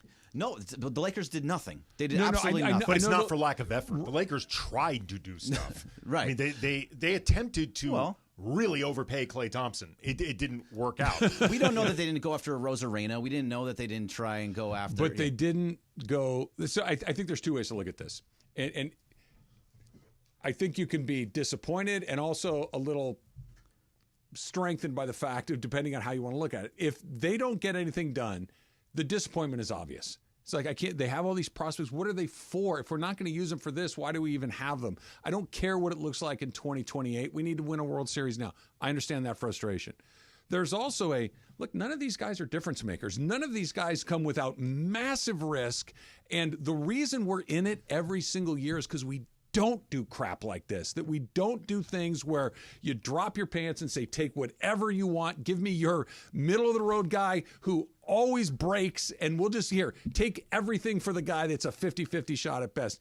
If you're long-term thinking, that's the right thing to do, but Dodger fans have just been whacked over the head for so long, they don't want long-term It's also, thinking. too, this new era with Ohtani and Yamamoto and Glass now, Betts, Freeman, Will Smith, like all the money that is committed to this team and all the scrutiny they're going to be going through, every year they don't win a World Series, that noise will just get louder and louder. Like for so many practical reasons, it would be awesome if they won a World Series just right out of the Let me gate. be perfectly clear. I'm not signing up for this as Travis, but the reason we're frustrated every year is because they're right on the edge and they're always good and they don't do stuff like this. The reason they're in it every year is because they don't go blanket. Here, we'll pay 150% on the dollar to get a guy that's a C+ edition. But the problem is just do it. You don't know the Earth 2 version where they say blanket, and this one year, this one guy who normally isn't that reliable turns out to be the difference in 1 or 2 playoff games. Sure, that's why this season, specifically this one, you want a blanket. I want a blanket. Yeah, absolutely. I think it is very, very important. But it comes with a caveat, though, right? It has to be the right guy. It's still like Tariq Skubal. I know I keep mentioning him, and he's probably not moving. But the fact of the matter is, he seems like a difference maker. He's the guy that if you get him, you're like, okay, I feel good. Relatively safe. And like he's not going to break. He's going to be the AL Cy Young most likely this year. You bring him over, he's also under team control for a couple more years after that. Could break tomorrow. Exactly. That's why I don't think he's that guy. And also everything he said, but he seems is too many innings. He's tripling his career innings right now. Do you think you could move him, though, back into the pen? He won't do it. That's his whole thing. I won't do that. I will not go back to the pen. Yes, he actually will. I think he's trying to. I think there's a little bit of poker being played here. Sure. He doesn't want to. The idea that he's actually going to say, "No, I won't do this." Okay, let's say make me. Let's say you're right, and he does. He moves back into the pen. It's everything that Travis is saying. The starters are not reliable right now. Well, that makes it so. At least you need a more reliable pen. It helps. Well, no, but okay. Look, if we're going into the postseason and it's Glasnow, River Ryan, Justin Robleski, and Gavin Stone, I think we're in trouble. You're looking at what you were looking at last year. But if you don't, even if Kroenke is on the team, right? But if you don't believe Kroenke can get through physically the entire playoffs as a starter, maybe you start thinking about could he be there helpful is out of not a Max Scherzer, Justin Verlander, even a Yu Darvish. You know, when the Dodgers got Darvish, it's like, oh, they should have got Verlander. Yes, in retrospect, they should have, and Verlander is a better pitcher. Yeah. Yu Darvish was damn good. Good. That was the right move at the time. That was one of those. Wait, they got Darvish? All right, let's go. Plus, Darvish has been vindicated by history. 100%. In terms of everything we learned about with the Astros. But those guys are real guys. Crochet's having a great year. Right. There's a huge difference between that guy's a great pitcher and having a great year. Crochet's in the second That's also group. why I don't believe him when he says, I will refuse to do this, and I this. refuse. Dude, you're Garrett Crochet. Yes, you will. I think Skubal would be on the front end, on that first group you were talking about. I think he can be that guy. Closer to that group than the other group. He kind of, if there's what's it called when you're not in heaven or hell? Purgatory. If you're, he's like in the high end of purgatory. He's high purgatory. Yeah, high purgatory, just under heaven. He's in a good neighborhood of purgatory. The clouds are here. Good schools. He's like touching the clouds. It's a little wet on his finger. The area's getting gentrified. It's looking kind of nice. He's close for sure. But otherwise, I don't think there's anything really else out there, even position player wise, that we're going to be like, oh yeah, that's the dude. I think Robert's the only guy that I'm like, yes. I would love to come in here tomorrow morning or Wednesday morning and be, I can't believe blank got traded to the Dodgers. Like all of a sudden, because when Scherzer moved, it was not a surprise. But not no. The other Turner was. When Turner, they got him too. Like, how did they pull that off? Like, if all of a sudden you there's a guy that nobody's talking about moving that's here, I think that's the home run for them. But if this is just emptying the bucket for Crochet seems wildly risky to me. I mean, do you believe? I don't like it. Do you believe in the Dodgers' ability to move in silence like that? Yes, I do. Andrew Freeman's great at that stuff. I do. Well, then they do it all the time. Then at this point, though, maybe the move, if you're a fan or if you're us examining all this, is just remain neutral. Like, you really don't know what any of this exactly means. I think the frustration for fans and for me, especially over this weekend, is we saw so many guys move, and there was so many different pieces that were moving. Bullpen, Arozarena, those kind of things, and we did nothing. Maybe Estevez was not an option because Artie Moreno's a dummy and won't make a deal with a team that has better pieces to offer back because of feelings. But maybe Estevez they couldn't have gotten their hands on. I'd like to know if that's what that was, because I think Tyler Anderson would be an interesting one. Tyler Anderson's got another year, and he's not that expensive. That would be an interest. He's another guy. Rengifo would have been interesting. Those guys are interesting guys. Maybe the Angel part of it, but Arozarena made weight, and the price for him was relatively benign. Yeah. Do you think they're out on Tanner Scott now because they got Kopech? I mean, they need I would more hope than, not. They need more than one. Yeah, especially with the way Trinan is not pitching very well. All of them. Hudson's the entire bullpen is he's up and down, shaky. It's what happens when you pitch him 8 innings a day. That's right. Some of these guys need to just rest a little bit. Factor Caps coming up next. It's Travis Lee, 710 ESPN. Next Gen. It's a little cooler this weekend, but it's going to be 900 degrees before you know it. And this is why Next Gen needs to be a part of what you're doing, because they're the official AC heat and plumbing company of SoCal sports fans. Next Gen, best in the biz. Whether it's an AC issue, which I've had them out to the house for, whether it's a plumbing issue, which I've had them out to the house for, they're going to take care of it. My house is falling apart. That's what I'm trying to figure out. And right now, they're offering you an $88 drain cleaning, and they'll throw in a free plumbing camera inspection as well. So if you're sick of dealing with that bad drain in your house, that slow drain, call NextGen, 833-3-NEXTGen. That's 833-3-NEXGEN. Give them a call. And if your air conditioning isn't performing at the level it's supposed to, you know how hot it's supposed to get, you're going to be running that thing a lot, make sure that it is at its best as well. Same number, 833-3-NEXTGen, 833-3-NEXGEN, or you can go to nextgenairandplumbing.com to schedule your appointment today. There's nothing like NHL hockey, LA Kings hockey on 710 ESPN. Welcome to the family. Brand new partnership. We're excited to have the Kings right here, the home of the Los Angeles Kings. And Trav, now I just need an invitation to go catch a game. You have been giving you one forever. Now you have to cross the street. Now it's across the street. Go Kings, go. Go Kings, go. The Kings are back on 710 ESPN. Believe it or not, I did pregame for the Kings 25 years ago. Damn, I'm old. Luke Robitaille, the rest of the Kings organization couldn't be more excited. Go Kings, go. Go Kings, go. Nothing like live hockey. Nothing like seeing it in person. Nothing like watching it on TV. Nothing like listening to it on the radio. And we've got them on ESPN LA. Go Kings, go. We're so excited. The LA Kings have found a new home right here on 710 ESPN. Can't wait to see you on the ice. I want to congratulate the LA Kings. You are now on the greatest sports radio station in America, 710. And guess what? Now I get to be one of the ice girls at a Kings game. Go Kings, go. Go Kings, go. Go Kings, go.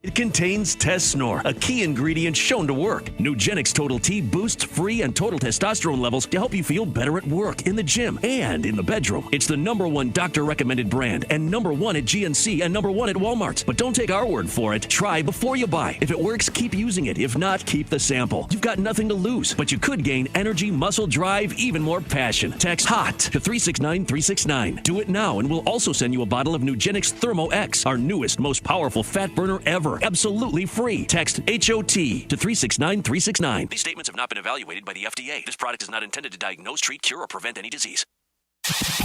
Get up! And you know what we do each weekday at this time, around 11:30. It is time for Factor Cap. On the Travis and Sliwa Show, presented by the law offices of Joseph S. Norman. Injury attorneys you can trust, just like family. Para la familia. At Norman Legal, you're not just a number. You're a person. You are part of the family. We care for your well-being. You're the #1 priority. 213-747-2000. Let's do it. Factor Cap right now. Oh, that's cap.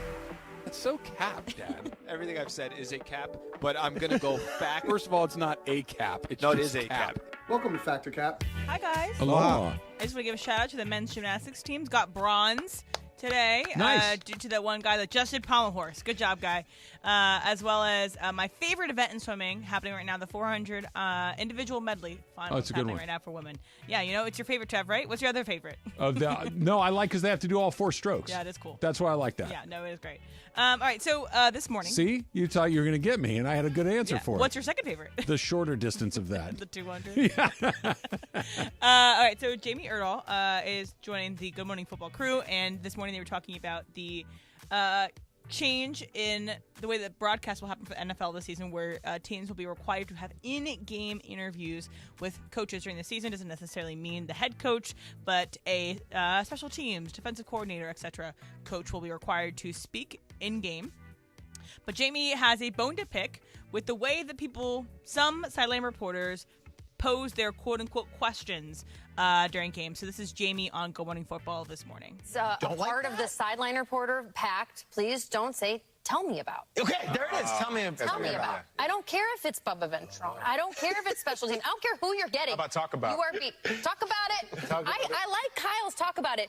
Coach, tell me about. Don't do it. It's end it with, you cannot start tell me about and then end it with a question. It's physically impossible. It's grammatically incorrect. Don't do it. All right, so Jamie Erdahl has a point. Trav, Factor Cap.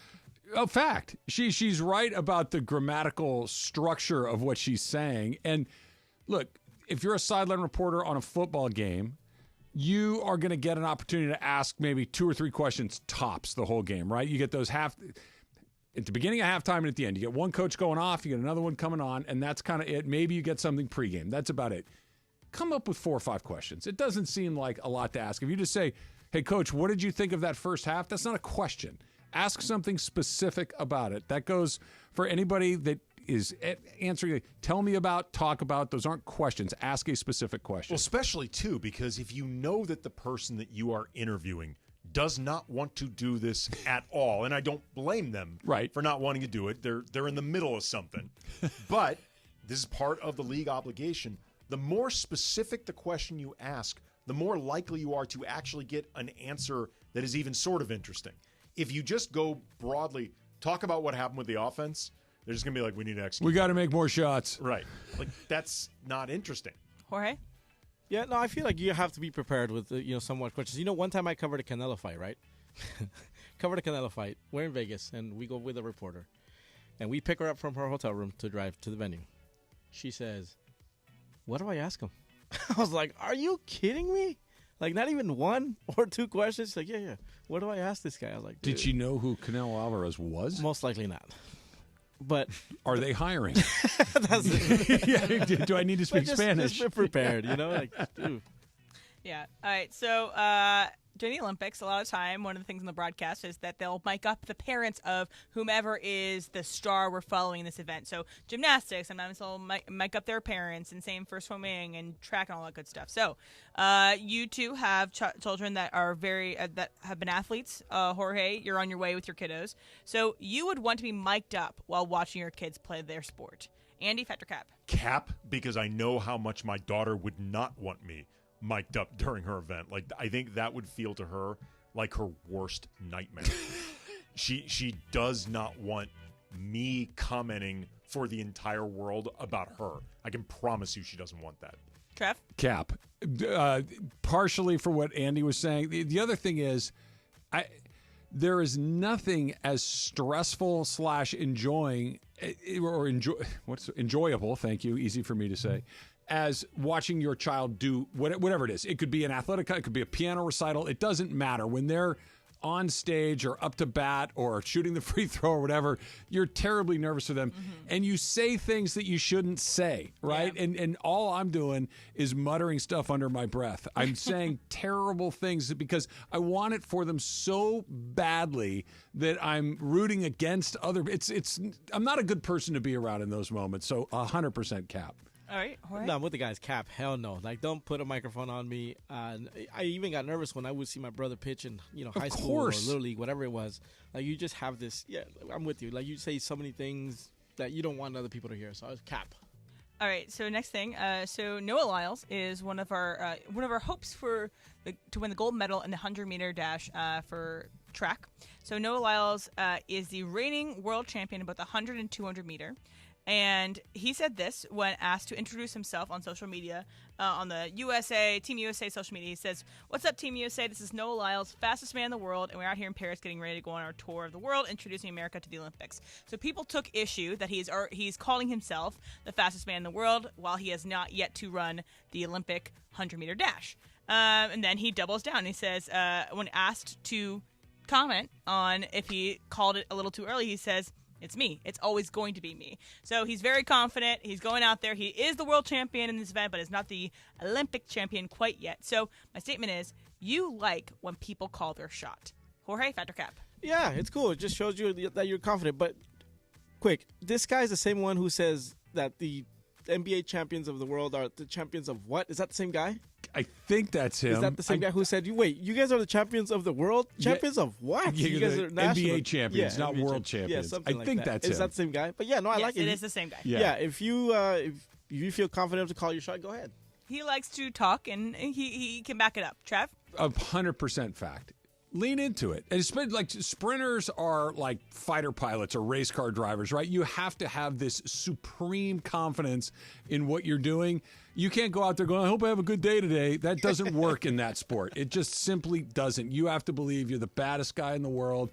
I have no problem with you saying, somebody might chirp you after you lose. If he DQs or he finishes off the medal stand or anything like that, then somebody could say, "Yeah, what?" That's fine, but I like putting your neck out there. I'm 100% okay with it. Andy? I have really mixed feelings about this. I'm probably going to go Cap. And the reason is I like it. Like, in a vacuum, I think it's entertaining. I think it's brazen. I don't think there's anything wrong with it. I am a super, super jinx phobe. Like, I worry so much about jinxing anything. Like, anything I'm thinking about doing, I often will not verbalize because I'm so afraid of the moment you put it out in the ether verbally, you've jinxed yourself. That's where the gods come in. Yeah, it's really stupid, but it's how I am. I believe in the same higher power that you're talking about. You think you're going to get that? Well, watch this. I believe that, okay? But there are people that believe the exact opposite. The only way I'm going to get it is by speaking it into existence, that I have to put it out there, so I will chase it, that I need to make it attainable. If I just keep it to myself, it's never going to happen.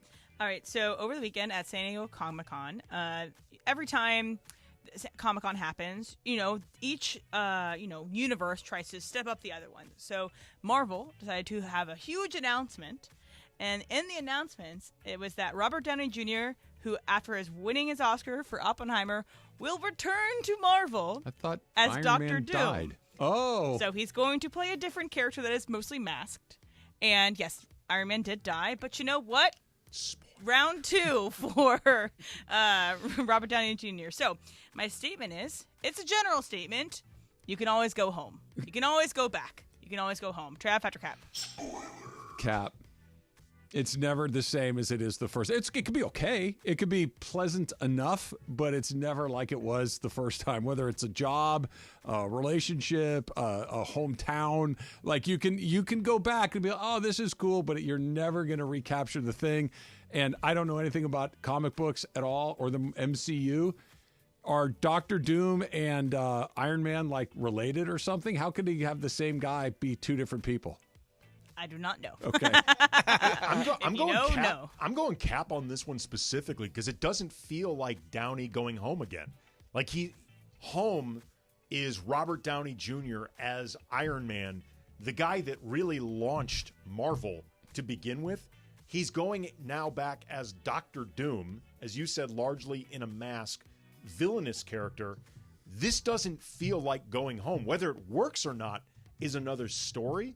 But this feels like, in a lot of ways, Downey entering/re-entering Marvel as a totally different person. But back to the soft-war embrace of Marvel Studios and the lovely amount of money that you make with Marvel Studios. Well, I understand why Doctor Doom is appealing to Robert Downey Jr. I mean, he'd probably do whatever they ask him to do. I mean, Downey, I don't think is worried about never being able to go home again. He's already conquered that home. Now it's just scratch him a check. At some point, he wanted out, right? He didn't want to come back. That is true.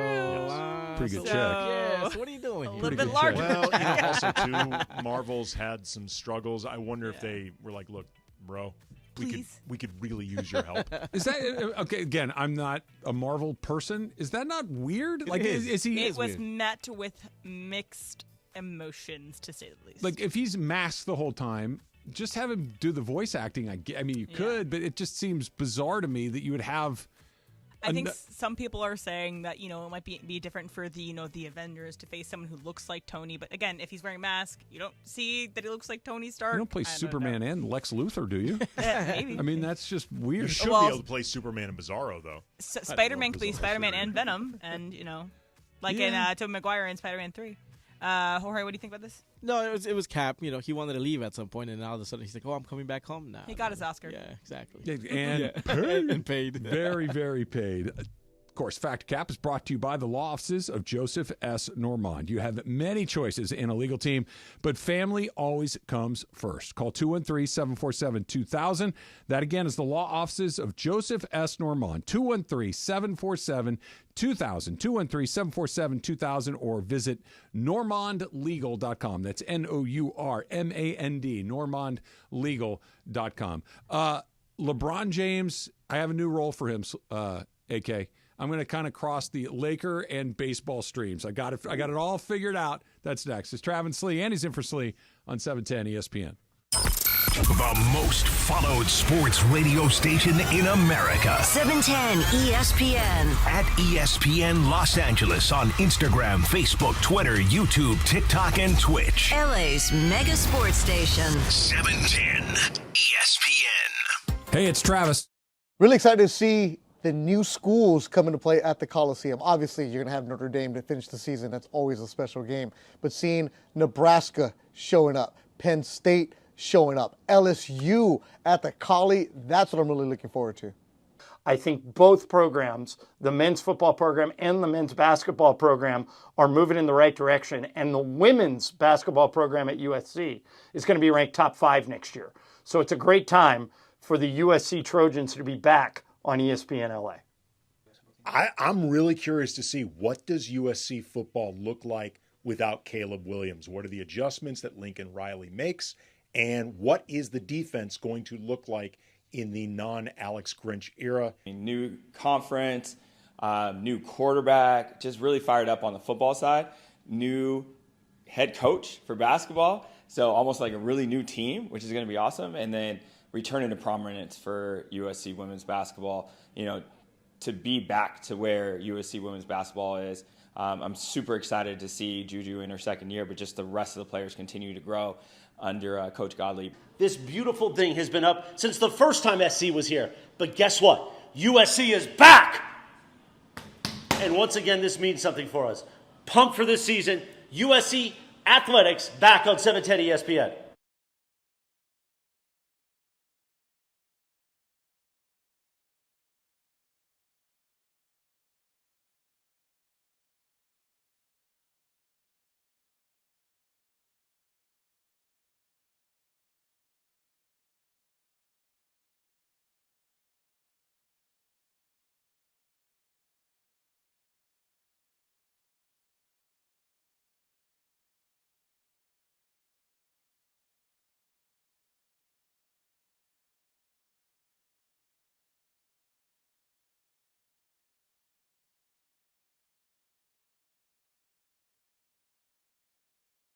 Inspiration and materials to ordering and installation, our free Millwork virtual apron service can get you moving and doing.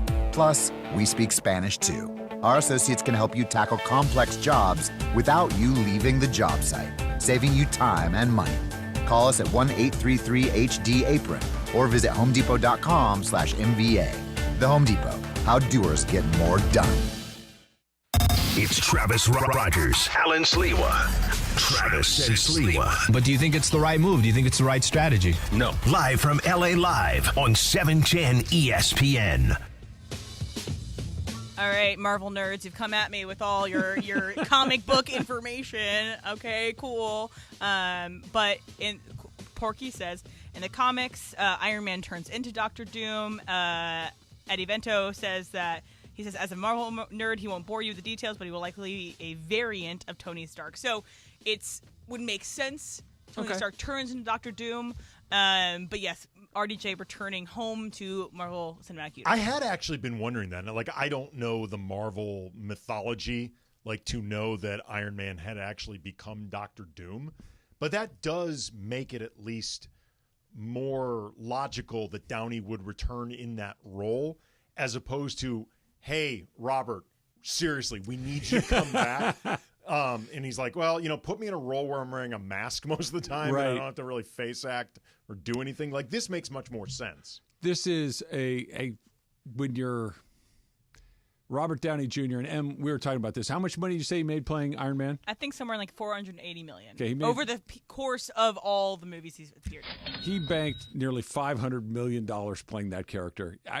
I don't know what Robert Downey Jr.'s lifestyle is like, but I'd imagine it'd be hard. I have seen photos and videos of Robert Downey Jr.'s home. Okay. His lifestyle is very highfalutin. Okay, good. Good for him. A really nice house. Could you go through $500 million? Maybe.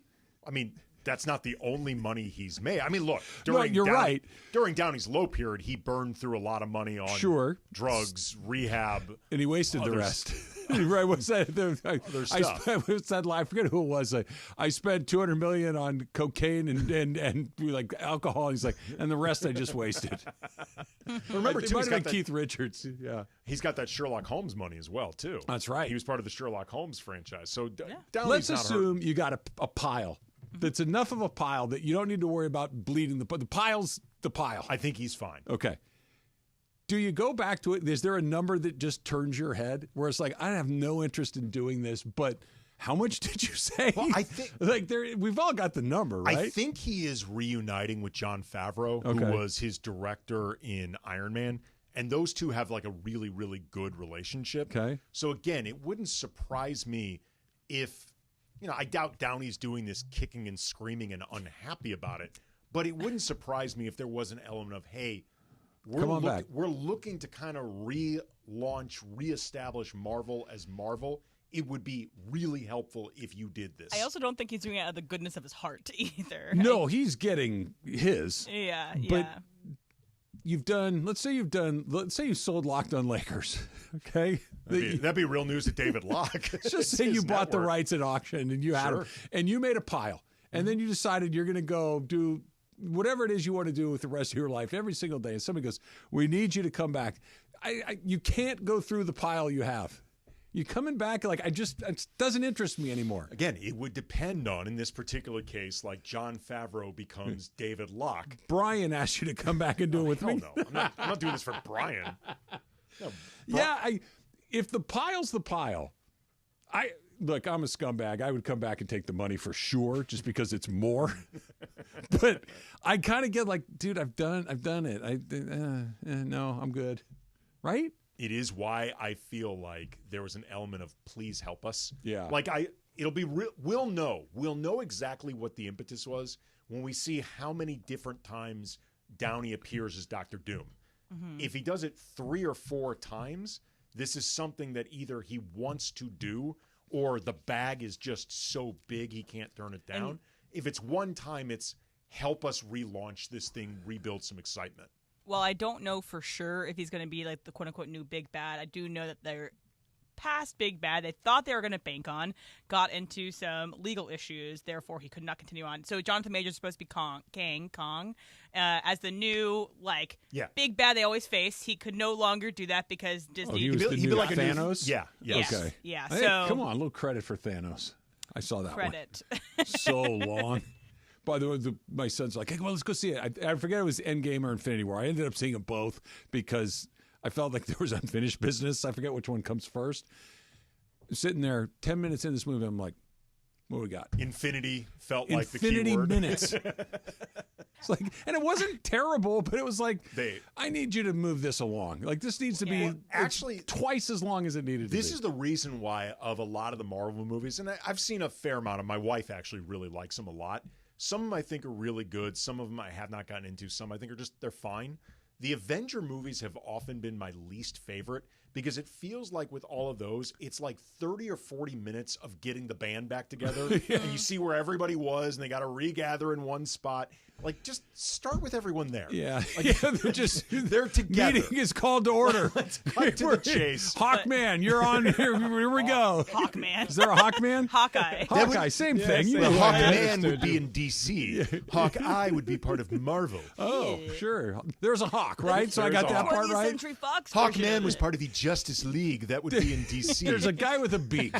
Yes. Okay, that's all I remember. I remember there was a beaked guy. Deadpool's doing great this weekend. Highest grossing R-rated movie of all time. So shout out. Really? Yeah, apparently, or like one of the highest rated. So shout out Deadpool. Oh, I believe it is the highest by a long shot. Yeah. Here are the details of a Dodger trade that went down about an hour or so ago. They're starting to move. This is kind of in the middle of the pack. The Dodgers get utility man Tommy Edman from the Cardinals. They get right-handed pitcher Michael Kopech from the Chicago White Sox. The Cardinals get Eric Fred, or I could be Freddie, I honestly don't know, and outfielder Tommy Pham. The White Sox get 3 infield prospects from the Dodgers: Miguel Vargas, Alexander Albertus, and Haral Perez. Okay, cool. Sure. The Dodgers need somebody to kind of check some boxes. The Dodgers need some guys that can play all 3, if not 4, infield positions. Edmund can do that, but this is not the trade that makes you think, okay, the Dodgers are gearing up for October. That's not this. This feels like somewhere between reinforcements and let's get through this period. This doesn't feel like we're putting ourselves over the top. No.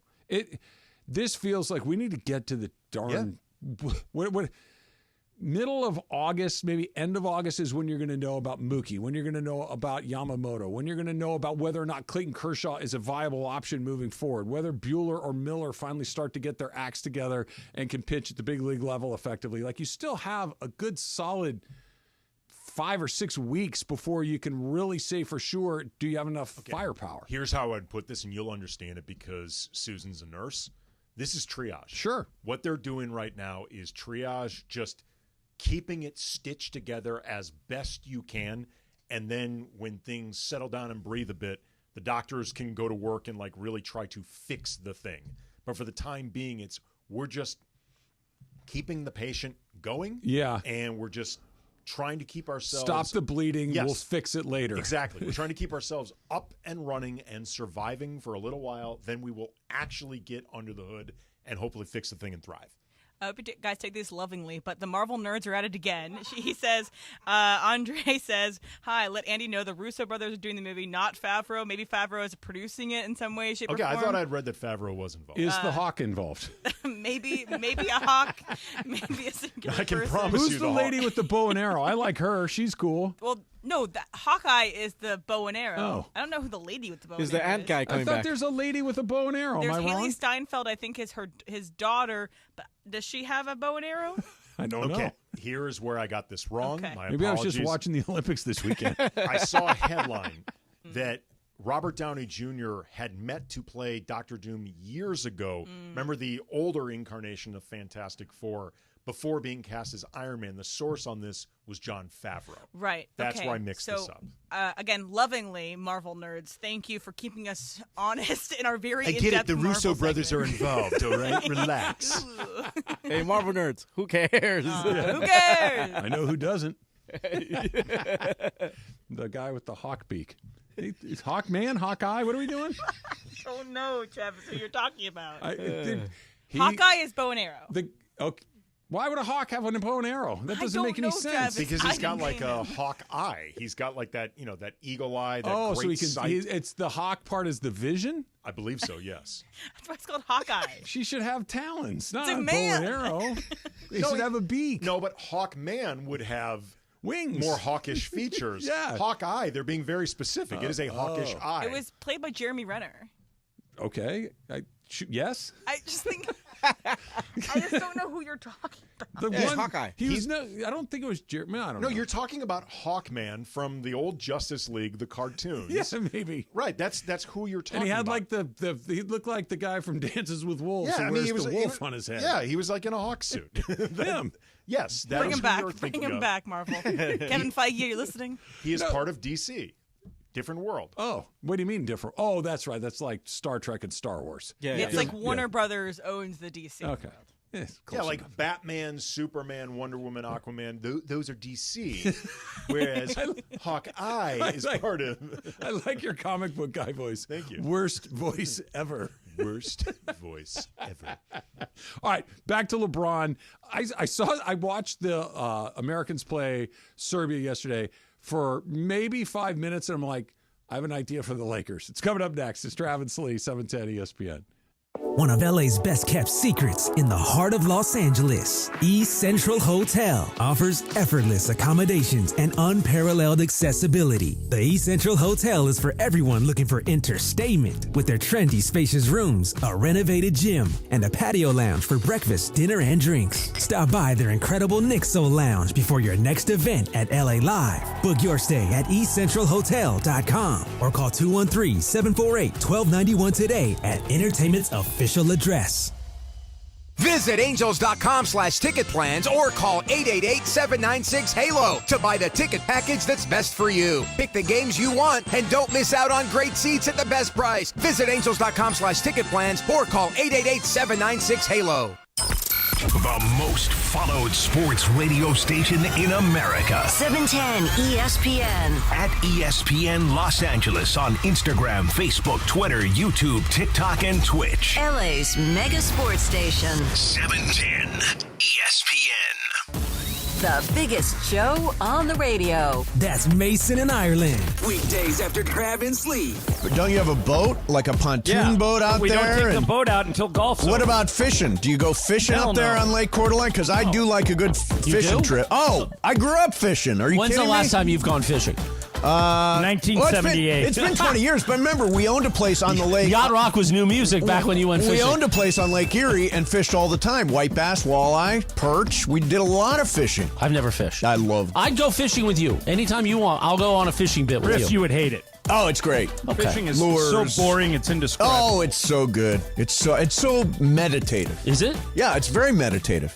You sit there. Boring as hell, Chris. Sit there and relax and focus. You need to relax when you got 120 to the pin for birdie. There you go. That's the difference between me and Ireland. Steve Mason and John Ireland. Today at 1 p.m. Mason and Ireland on 710 ESPN. There's nothing like NHL hockey, LA Kings hockey on 710 ESPN. Welcome to the family. Brand new partnership. We're excited to have the Kings right here, the home of the Los Angeles Kings. And Trav, now I just need an invitation to go catch a game. You have been giving you one forever. Now you have It's to across do the that. street. Now it's across the street. Go Kings, go. Go Kings, go. The Kings are back on 710 ESPN. Believe it or not, I did pregame for the Kings 25 years ago. Damn, I'm old. Luke Robitaille, the rest of the Kings organization couldn't be more excited. Go Kings, go. Go Kings, go. Nothing like live hockey. Nothing like seeing it in person. Nothing like watching it on TV. Nothing like listening to it on the radio. And we've got them on ESPN LA. Go Kings, go. We're so excited. The LA Kings have found a new home right here on 710 ESPN. Can't wait to see you on the ice. Met an interesting guy, Andy, this weekend. Susan and I went to lunch at a local grocery store like we do. They one of my favorite days out. They got a sushi bar. The sushi chef is unbelievable. Yoshi, he's great. And it's beer and wine. And you can see it's beautiful. It's nice. It's a nice little grocery store night out. It's wonderful. I love the idea of you walking in there and they're like, Mr. Rogers, your usual table? Not there. Like, we do get the good to see you guys again. I don't think they use our names, but it's, oh, hey, good to see you guys again. Like, yeah, can we not do that? If it's really crowded, do they pull a table out from the back and seat it down? We just sit at the pharmacy. So anyway, we're sitting there having our sushi, drinking a little wine, and they have TVs over the bar, and the Olympics are on. Mm-hmm.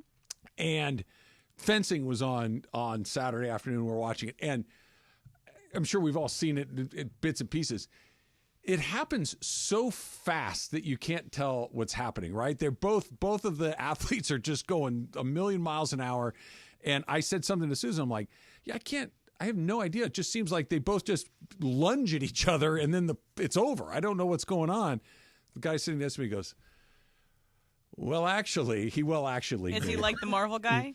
No, because he was very he goes, well, this one's a little different than the other one. Apparently there's two different swords that you use. You use a saber or an epee. I could be saying that wrong. E-P-E-E. I don't know. One's whippy and defensive. The other one's pointy and quick. And so he basically broke down fencing in the 5 minutes that he was sitting this week. It was awesome. And now I feel like I could call fencing in the Olympics. I know everything. So you make a choice between either the defensive or offensive. So there's two different disciplines. You don't pick one. You're either in the saber competition or the other competition, right? And saber is you and I both using the same saber. And we're both basically, they go beep, and then the point's over. It's like start, stop, that's it. Somebody wins. Whoever whacks the other guy first wins.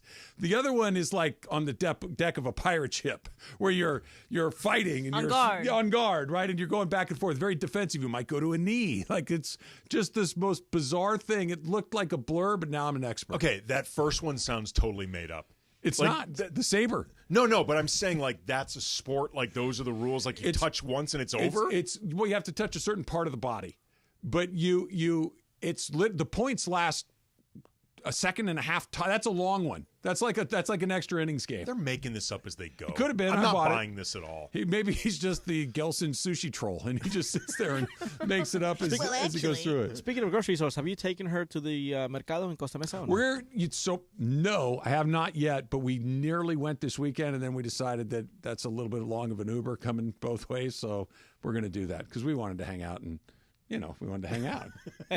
Wanted to post up. That could be my new thing, by the way. I just go to random grocery store bars. Like that would There's a good one. I mean, my Whole Foods by me has a great bar. Great atmosphere. Good pizza, I bet. They have the pizza oven? Pizza, yeah. Good beer. What's it like in Gelson's when they call last call? It's a little early. Do they flick the lights? It's a little early. See, here's the good news is the sushi call comes before the wine call. So sushi shuts down at 7, Andy. But they will let you get a glass of wine until 8. You don't have to go home, Mr. Rogers, but you can't stay here. That's basically what it was. So I'll tell you when I've had enough. Bring another rainbow roll for the table. I popped in yesterday before we played golf. I ran in to get some drinks, and the TV in there was Serbia USA. And again, I did not see the whole game, men's basketball. But I saw a point where it looked like Serbia kind of had the momentum, right? Serbia was controlling play for the brief period of time that I was watching it. So timeout on the floor. They bring LeBron James back into the game. He was not in when Serbia was kind of controlling play. And instantly everything changed. LeBron had the ball in his hands. LeBron's setting up plays. They got a couple of breaks in transition. He threw a lob. Like it just clear. Like LeBron just came in and was like, guys, I got this. That even going into his 22nd season, right? His 22nd season, clearly everybody just goes, oh, he's here. We got this. I understand that that's a roster full of Hall of Famers, that it's maybe one of the great basketball teams ever assembled. But seeing LeBron kind of in that closer role, that just, guys, just keep it close and I'll come in and close the show.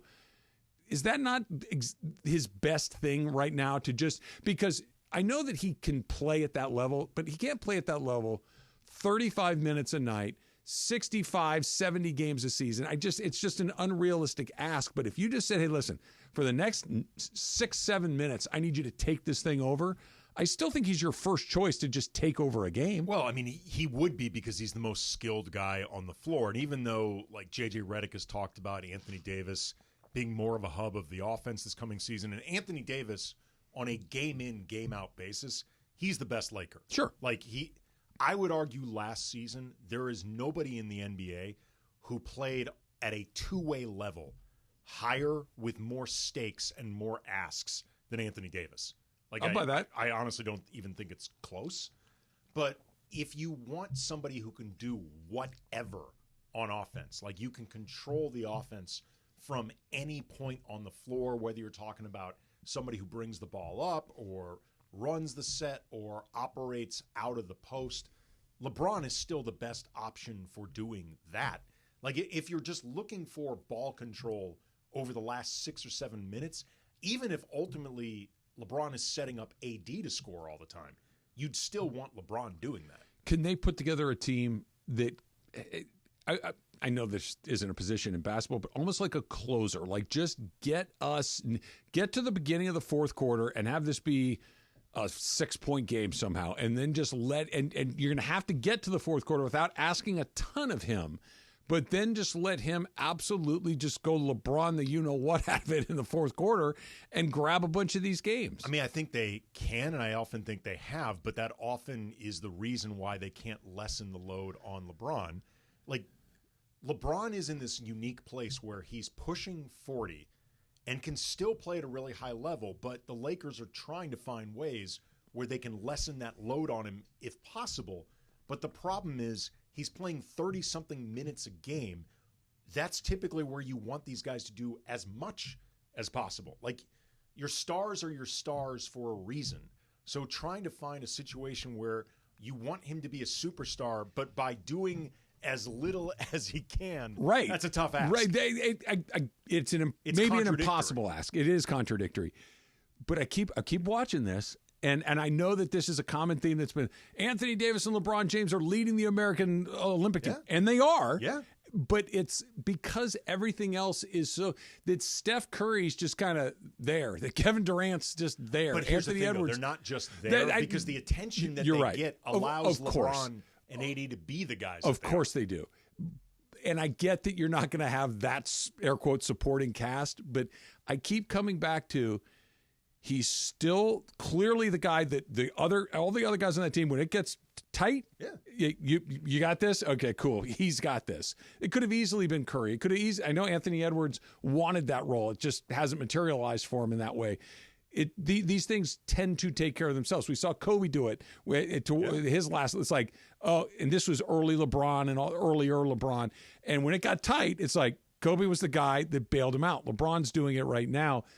That Batman version, that just come in here and save the day version, is the most intriguing version to me. This, though, speaks to one of the challenges for Rob Pelinka when it comes to trying to upgrade the roster. Like, D'Angelo Russell is the name that comes up the most in terms of the guys that the Lakers are looking to trade. Jovan Buha from The Athletic just recently, it almost seems like overstatement to say, reported that they're looking to trade D'Angelo Russell, because they're always looking to trade D'Angelo Russell. The report would be they've decided not to trade D'Angelo That's Russell. the actual news. The problem, though, is beyond the fact that the market for D'Lo just has been cool, over the course of 82 games, they need D'Angelo Russell's production. Like last year, say what you will about D'Lo's playoffs, and his playoffs were up and down. They don't make the playoffs without D'Lo last year. Like, flat out, they will miss the playoffs. And especially if you are looking to try to preserve LeBron. And LeBron paces himself for the first 50 to 60 games out of necessity. But somebody has to produce the counting numbers. That's why D'Lo, even if you want to move him, he's not expendable.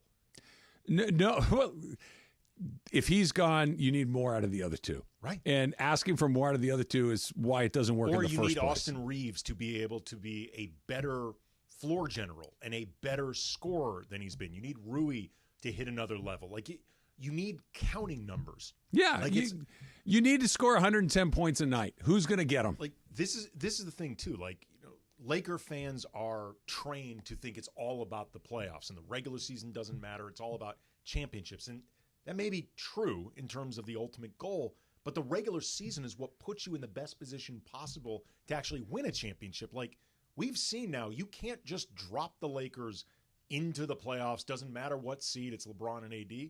No, it actually matters what seed. It matters a great deal. Look, I did this a month or so ago. If you go back over that's the last 12 or so NBA champions, almost all of them are ones or twos. Yeah. There's one or two that are a little bit of an outlier, but they're weird ones like the Warriors. The last one, they came out of the 4 spot. But there are obvious reasons for that. Even the year the Lakers in the bubble, they were at the top. Yeah. The title comes from the top almost always.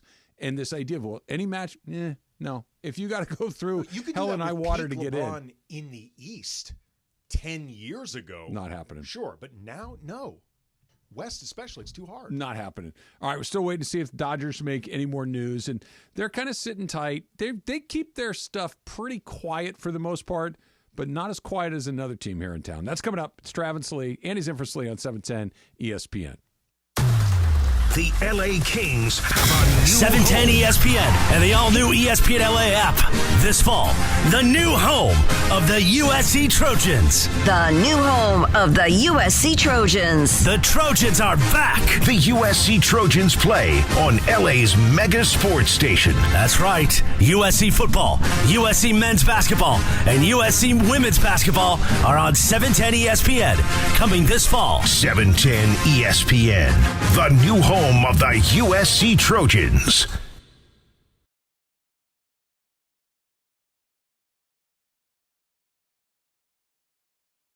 And make getting any credit over the next few years a true nightmare. If you own a home, there is a better way out. You can refinance with the Loan Exchange to pay off all your non-mortgage debt. Even if the rate is higher than your current mortgage, you can knock your monthly nut down while boosting your credit score even higher. Bonus, the Loan Exchange has free closer loans, meaning no closing costs. Extra bonus, mortgage interest is tax deductible up to a loan amount of $750,000, which means even more savings. So call the Loan Exchange at 855-752-9944 or go to theloanexchange.com to dump those 24% interest credit cards now. NMLS 1637539. Loan subject to credit approval. See website for licensing information, loan terms and conditions. Equal housing lender. That's 855-752-9944 or theloanexchange.com. It's better over here. If you're 55 and up, T-Mobile has an exclusive rate plan just for you. Right now, get 2 lines of talk, text, and data for just $30 a line. That's a 45% savings versus Verizon and AT&T. Plus, you can get one of the latest 5G phones free when you add a line. That's right, a free 5G phone. Experience all this and more on America's largest 5G network. So why wait? At T-Mobile, customers 55 and up can get 2 lines of talk, text, and data for only $30 a line. Just go to T-Mobile.com/choice55 or visit your local store to make the switch. With AutoPay using debit or bank account plus taxes and fees, 45% off 2 lines versus AT&T Starter and Verizon Welcome. Plan benefits vary. Free phones up to $300 off with 24 monthly bill credits and qualifying new line for well-qualified customers plus tax and $35 device connection charge. Contact us before canceling entire account to continue remaining bill credits. Bill credits end if you pay off device early. See details at T-Mobile.com. And now Martha Stewart for Skechers. When I make a dish or embark on a craft project, I always use the finest, most fabulous ingredients and materials. Which is why, when it comes to footwear, I love Skechers. Because Skechers is the comfort technology company and uses the most luxurious, innovative materials and designs to make wondrously comfortable footwear with all the fits and features like Arch Fit and Skechers' world-famous air-cooled memory foam. It's exactly the way I'd make shoes. Find Skechers at a Skechers store, Skechers.com, or wherever stylish footwear is sold. Temps are heating up, and so are the ticket deals this summer with Vivid Seats. Whether it's scoring tickets for a night out at the ballpark or witnessing the rising stars of women's basketball, Vivid Seats has you covered. With a robust rewards program and wide selection of tickets, Vivid Seats makes it easy to score great deals on great seats with a 100% buyer guarantee, giving you the peace of mind for the ultimate fan experience. Just visit vividseats.com or download the app today. Vivid Seats, the official ticketing partner of ESPN. This is the Mid-Morning Spectacular live from LA Live. Travis and Sliwa on 710 ESPN. Team USA is going for the gold in Paris. USA! It's time for a Summer Games medal count update. Thanks to our friends at Islands Restaurants. Islands winning the gold medal for the coldest beer in town. And they're off. With your latest medal count, here is Corporate Greg Bergman. Thanks a lot, Morales. All right, so this Olympics, you guys have been talking about all day with the United States. It's really, really fun. I just saw Reagan Smith in the 100-meter backstroke in the semifinals, just tore through that, going on to the finals. So really exciting for that. USA right now has 18 total medals, and they have the most medals of anyone out there right now. But they're losing to Japan in terms of gold. Okay. So Japan has 6 gold and 12 total. United States has 3 gold and 18 total medals. So they are leading the total medal count, but Japan is leading overall. All right. I think the United States have some they're winning in fencing, as you guys were talking about. It's EP. What do you want to know? EP? EP, I believe. EP. It is not Ipe, by the way. We just cannot call it Ipe. It's even the if it whippier was. of the two swords. Right. It's the whippy one. Exactly. But all this is courtesy of Islands. Go for the gold with the coldest beer in town. And you know about that, Travis, don't you? I do, very much. Yeah. It's I've spent a lot of time at Islands. Yes. My wife was a long time Islands employee. The glass gets so cold, the little ice chip at the bottom of the mug, not in the beer, because that would water the beer down. They know what they're doing. It's at the bottom of the mug where they stick them in the freezer after they've been washed, and when that thing falls out, forget it. I've said many times you should start an ice podcast. Like, this is your passion. We talked about this, Andy. He knows so many ices. There are many. I looked at a new ice maker this weekend. They really did. There are many ice podcasts or many ice There's makers? a lot of, like, YouTube ice stuff. Because that's kind of what I was thinking. Because when you and I talked about it, I'm like, that's actually kind of interesting. And I went, it's a crowded field, shall we say. Can I ask you about when you're looking at ice, Yeah. are you going on to, like, Amazon and looking for different ice things just for fun, or is this like a pastime? Like your rabbit hole? It's a rabbit hole situation where I will see something that I'm like, oh, I want to know how to do that, and then the next thing you know, I've watched a lot of very expensive ice maker commercials. The new one, they had one at Costco. I went to Costco on Saturday. And it was labeled as chewable ice. I'm like, well, isn't all ice chewable? Like This is a round ball one. That's Yeah, tiny, I'd never heard of Sonic ice. The pellet. I always called it pellet ice, but the chewable ice. I'd like never. Teeny, I'm like tiny little ones. Yeah, like Emma said, like It's what we have here in the office. Okay, this that's is chewable ice. chewable pellet Sonic ice. Well, That's the thing. if I had to guess, and I'm not an expert like you, Travis, but if I had to I don't think anybody guess, is. what they mean by chewable ice is the ease with which you can chew it. I believe you're right. Some ice is harder to chew than others. I believe you're right. I already have a chewable ice machine, so once I saw, I'm like, I don't need that. I've already got that. If What you I give me- need is something that makes perfect spheres or perfect cubes that are crystal clear. Like that's the challenge. I can make the cubes, I can make the spheres, but they're cloudy. And that's the challenge is how do you make them like glass clear? So what do they say you're supposed to do? Because that actually... Do you really want to know? Because I can tell you. I do want to know because for my gosh. scotch... It's okay. It's okay. Is it? You need It's July, a very specific type of water, like distilled water for the most part, and it needs to freeze Purified? from all sides equally at the same temperature. Like the freezer in your house, the cold air blows from the top, right, and it freezes But not everything. from the bottom. It doesn't come from the bottom and the sides and the top at the same time. That is the real challenge. That's why you get those boxes inside the box that has the cooling elements all around. That's why. That's amazing. I love it so much. I've tried. You can cheat. So here's the hack. If you get the cubes, like the silicone like mold, right, which I have several of, most of like 3/4 of the cube is clear. But the bottom where it does, or it's the top actually, where it's cloudy, you can just kind of rub it on like the countertop, and it'll melt to the clear part, and then it's good. But then it's not a cube. Then it's more like a rectangle. Right? Yeah. Then it's not even. That's a whole new problem. Yeah. It's. I think about this stuff. It's a too lot. bad you don't like scotch because that's great. You put one of those. Well, I in thought the- you're not supposed to water down your scotch. Well, no. If you do a cube, that's with all of it. I don't water down. I drink it neat. So Okay. that's how I do. But you can put a cube in there. Yeah. And it won't actually water it Heard down. That's sometimes the they put point a of it. drop or two of water in People there, too. love that. Yeah, they say it opens it up. Yeah. I prefer it just neat without anything. Yeah. It all tastes Andy. like I think my bona fides are very well established as somebody who likes to consume alcohol on this radio station. Can't do scotch. I know, it's crazy. I can do just love about it. everything. It tastes like medicine. It tastes like gasoline. No, Well, it medicine depends on is which one gin, which you Oh, drink. I love gin. Gin tastes so awful. No, gin is delicious. Ugh, I had a martini last weekend. What kind of gin? It was Hendrix. There you go. It's the right choice. Good job. I know I gin. You It's know, okay. I'm just making just I making like sure. I like to confirm some things along the way. And what were you telling me about the Kroenke? I should cranky. I'm All right, thanks, Kroenke. boys. Stan Kroenke. Yeah. I'm Kroenke. He's Kroenke. So over the weekend, obviously we've talked about this before, but Arsenal was in town, and so it's one of the many Arsenal B. Arsenal I'm joking. One of the several organizations that Kroenke is at least a high principal co-owner for. So it was the Are we done? It was Avalanche. That's what they call them, Arsenal. Avalanche, Nuggets, Arsenal.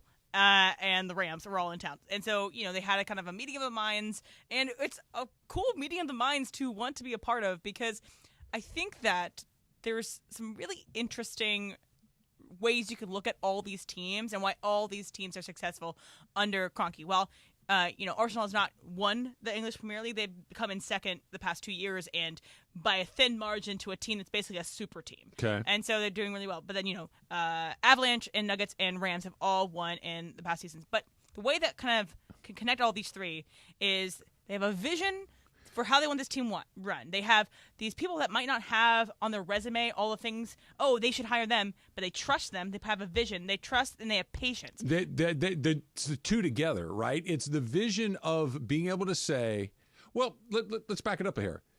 To say Sean McVay is going to be a megastar in this league. He's 30 years old. Get him right now. Give him time to do it. Okay. I don't know if Stan Kroenke knew that Sean McVay was going to be a megastar, but he hired Kevin Demoff. Kevin Demoff hired Les Snead, and those are the people that are responsible for saying that one right there, and then letting it cook, letting it bake, or whatever the phrase is, and saying, okay, even if it doesn't work, I have enough faith in my process to it's going to work. Not be impulsive. Not be impulsive. I think the Nuggets are a really good example of this, that Michael Malone has been there nearly a decade, right? He's been there a really long time.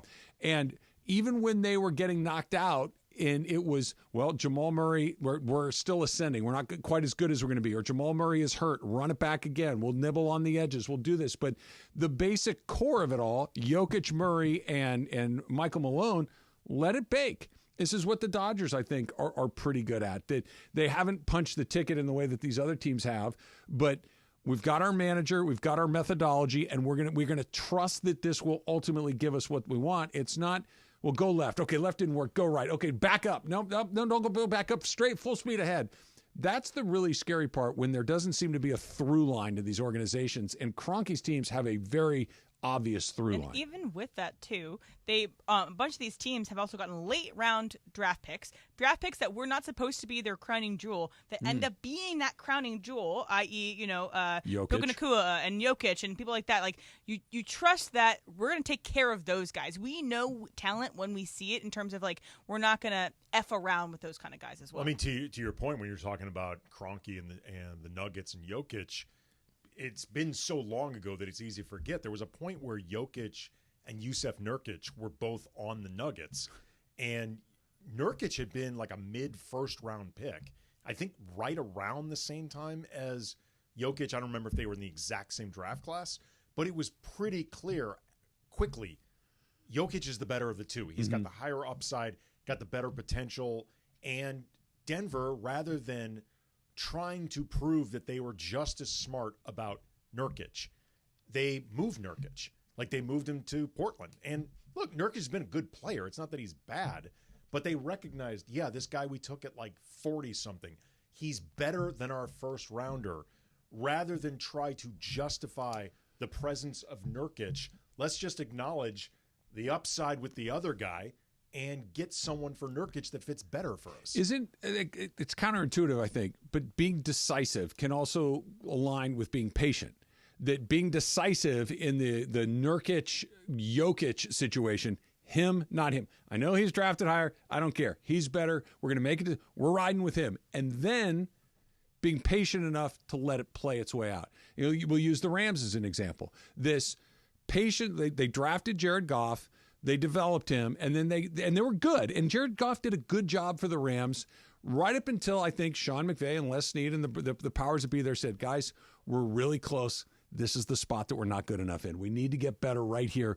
Go for it. And they went super big. They hit a home run right there. That being patient, let it build, get the right guys. But when it's time to be decisive, actually pulling the trigger on a big move and not being passive and letting it go by. So, well, this is what it is. Have a vision, trust it. But when you need to course correct slightly, you can do it. And yeah, all these teams have been, before they got their big break, were knocking on the door. So the Nuggets were knocking on the door. They made the Western Conference Finals in the bubble. And, Arsenal, obviously, right now is knocking on the door of winning the EPL. And so it's like, a lot of times, like you've been mentioning, you want to be like, it's not good enough. We got to reboot. We got to redo something else. Like, no.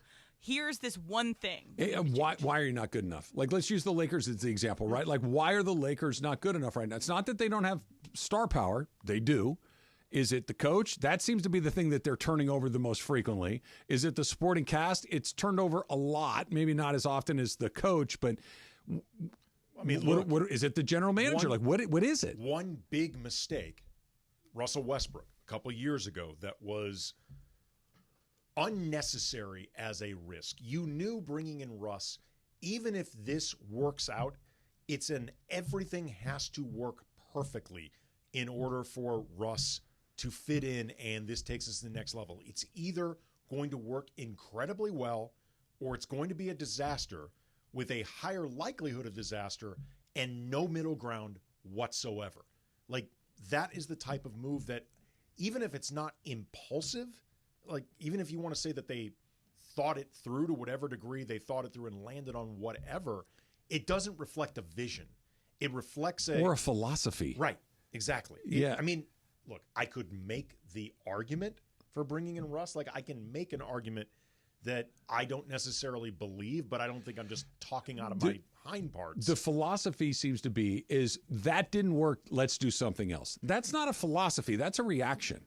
A reaction is, well, that didn't, okay, well, not that again, as opposed to, hey, that actually is the right idea, but we need to change this part of this. I think for the Lakers specifically, one of the issues that they've had for a while is they focus on the stars and they don't pay attention to the mid or small size details. And when you look at the team that won the title in the bubble, those mid and small size details, they had them all.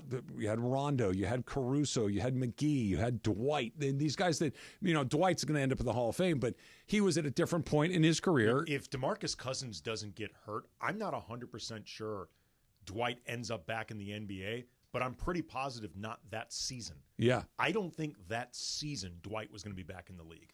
And those are it's the philosophy. It's the idea of this is what we do. Now, how we're going to do it, we might nudge it a little bit one way or the other, but you look at what the Rams do. You look at what the Nuggets have done. You look at and I can't speak to Arsenal, but Emily, what you're describing at Arsenal, this is pick the right guy and let him do his thing. And when he comes to you and says, I need a little more here, trust that he's right and then go knock it down. Even when you talk about the 2020 Lakers, like, their plan initially was not LeBron, AD, perfectly fit role players. It was LeBron, AD, Kawhi. Kawhi ended up going to the Clippers, and credit to Rob Pelinka that he had the idea of Danny Green in his back pocket. But the only reason he was even able to do that is Danny Green happened to be waiting specifically for Kawhi Leonard's decision. Mm-hmm. Like, that's a very specific thing that you can't count on. Like, Dwight worked out, but only because DeMarcus ended up getting hurt. And some of those guys were holdovers from the Magic Pelinka regime. Like, Rondo was a holdover. JaVale McGee was a holdover. Kuzma was a holdover. A little bit of consistency is not the end of the world, and especially in management. Like, you look at the coaching situation, and I know that, like, the Dodgers with Dave Roberts, it can get stale at a point, especially if you're not winning. And it's like, okay, do you make a change? The Rams, doesn't feel like it's stale. The only thing we've talked about Rams head coaching changes because Sean McVay might have gone to TV or he might have been a little burned out or whatever it might be, but he seems reinvigorated. And there's no result this season that would make us have the conversation. Does Sean McVay need to go? It just doesn't exist. It's the difference between making a change to just make a change or making a change that you know is going to get you better, even if it's a hard decision. It's like when you think about the Steelers. Last year I was talking about Mike Tomlin, and obviously I don't totally believe that with all my heart that if Mike Tomlin could be picked up in a second, but it's a lot of people are saying, "Oh, fire Mike Tomlin." That would be just a change to make a change. I don't think your team is better on the Steelers without him. You better have a better choice, and there aren't a lot of better choices than that. I know I'm a minority voice on this station, but that's the thing I keep going back to with Dave Roberts. Like, he is too good of a manager to fire just to shake things up. Like, to me, I agree with that, and I agree with it more 2 years ago than I agree with it, because and this season's a little bit weird because so many guys have been hurt, but if they faceplant the way they did the last couple of years, I agree with you, Andy. You might get somebody that's you're almost certainly going to get somebody that's not as good, but at some point hey, look, we got to do something. Well, this is what I would say then. If you're going to end up getting rid of Dave Roberts, who we've talked about before, will get snatched up in roughly 10 seconds. Yep. Which means the rest of the league thinks he's pretty good. I would hope then that the Dodgers would at least have the self-awareness to evaluate a lot of their decision-making with Andrew Friedman and all those other guys, because we're all under the belief that Dave Roberts is largely doing what they tell him to do. Yep. So that's why I don't think he's going anywhere. Right. Not because he should or he shouldn't, but because I don't think he's the one pulling What I'm saying is, if he's largely doing what the brainiacs are telling him to do, then his job is basically keep everybody on the same page for 162 games a year. He does that. I'd argue he's really good at that. He is good at that. Hot and cold coming up next. It's Trav and Slee. Andy's in for Slee on 710 ESPN. There's nothing like NHL hockey, LA Kings hockey on 710 ESPN. Welcome to the family. Brand new partnership. We're excited to have the Kings right here, the home of the Los Angeles Kings. And Trav, now I just need an invitation to go catch a game. You have been giving you one forever. Now you have to across the street. Now it's across the street. Go Kings, go. Go Kings, go. The Kings are back on 710 ESPN. Believe it or not, I did pregame for the Kings 25 years ago. Damn, I'm old. Luke Robitaille, the rest of the Kings organization couldn't be more excited. Go Kings, go. Go Kings, go. Nothing like live hockey. Nothing like seeing it in person. Nothing like watching it on TV. Nothing like listening to it on the radio. And we've got them on ESPN LA. Go Kings, go. We're so excited. The LA Kings have found a new home right here on 710 ESPN. Can't wait to see you on the ice. I want to congratulate the LA Kings. You are now on the greatest sports radio station in America, 710. And guess what? Now I get to be one of the ice girls at a Kings game. Go Kings, go. Go Kings, go. Go Kings, go. World Go Round, the biggest show on the radio. Today at 1 p.m. on 710 ESPN.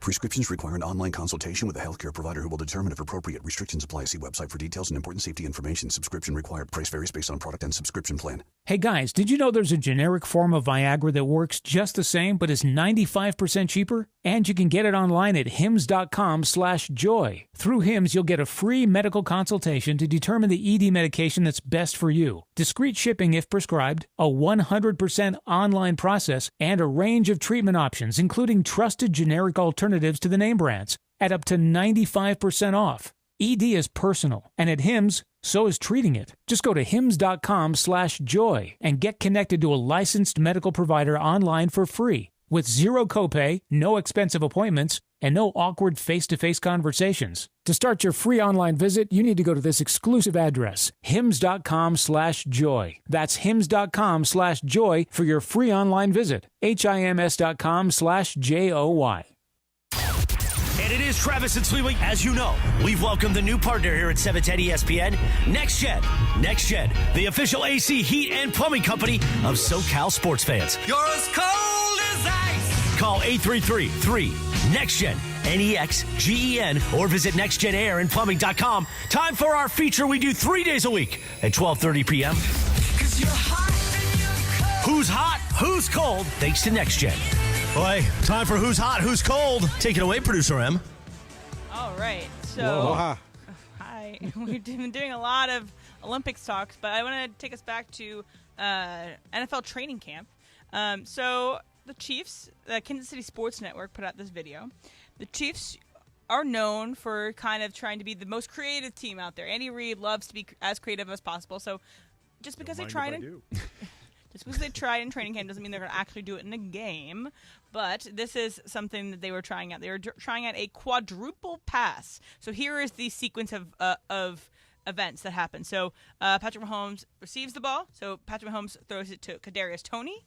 Kadarius Toney threw it back to him. Mahomes threw it back to Kadarius Toney, and Kadarius Toney threw it to Worthy. That's like keep away. Right, exactly. One, you have to make sure that the ball does not go forward. Right, no you gotta forward throw it passes back. into the last one. But also have to ensure that Kadarius Toney catches the ball, which is a huge one. So It's variable. Do you think we'll see the Chiefs throw this out at some point in time this season? Not that, but I know that the Chiefs will be the one team that will come in here on a Monday or Tuesday and go, did you see what happened yesterday? Like, they're the team that's going to have Snow globe that play or whatever. The snow globe play, or the one where they all spin. Is that the snow globe where they all spin around? Yeah. They do the most fun stuff. That the NFL... Trick plays are awesome. They almost never work, but they're super fun to watch and see. And the 1 out of 10 time that it does hit, there's nothing like what it. Emily was describing sounds like the football version of the Triple Lindy from Back to School. No, I've nearly killed me. That's what it sounds like they're doing. What's cold, though, is Jason Tatum. So I know we talked about this briefly a bit earlier, but I want to talk about a little bit about it now, too. But Jason Tatum did not participate when USA took on DNP-CD. Yes, did not against Serbia. So, one, do you think this is going to happen again? Do you think that Jason Tatum will not play again? And then also, if you're Jason Tatum, how would you feel? Do I think it'll happen again? No, because Steve Kerr has said Jason Tatum will play on Wednesday, so against South Sudan. So that seems to be off. Could the it happen table. later in the tournament? I don't know. I'm inclined to think that this was Steve Kerr trying to figure out exactly where to play Kevin Durant and where to put him back in. Like, I don't know if the next game Durant ends up starting, and it feels like Tatum may have just been collateral damage.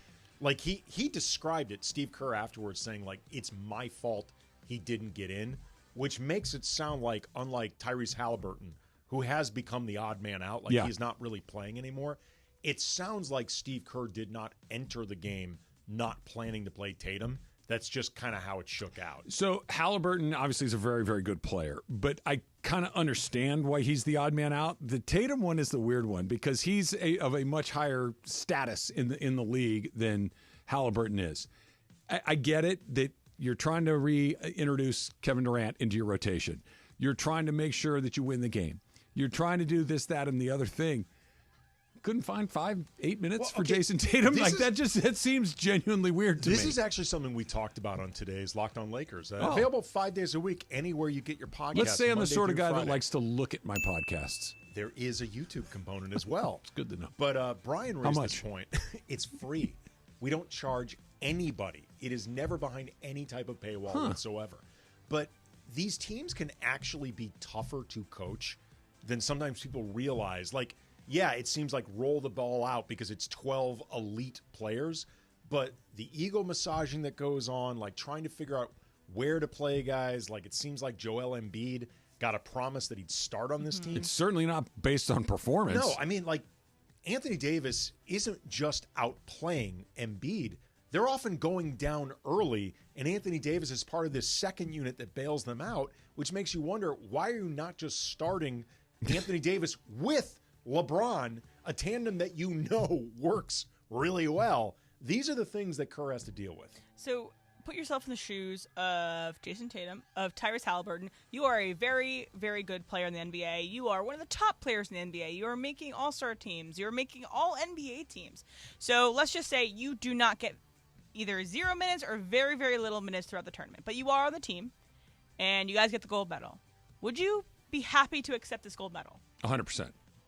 100%. You barely played, didn't play very much. Yes.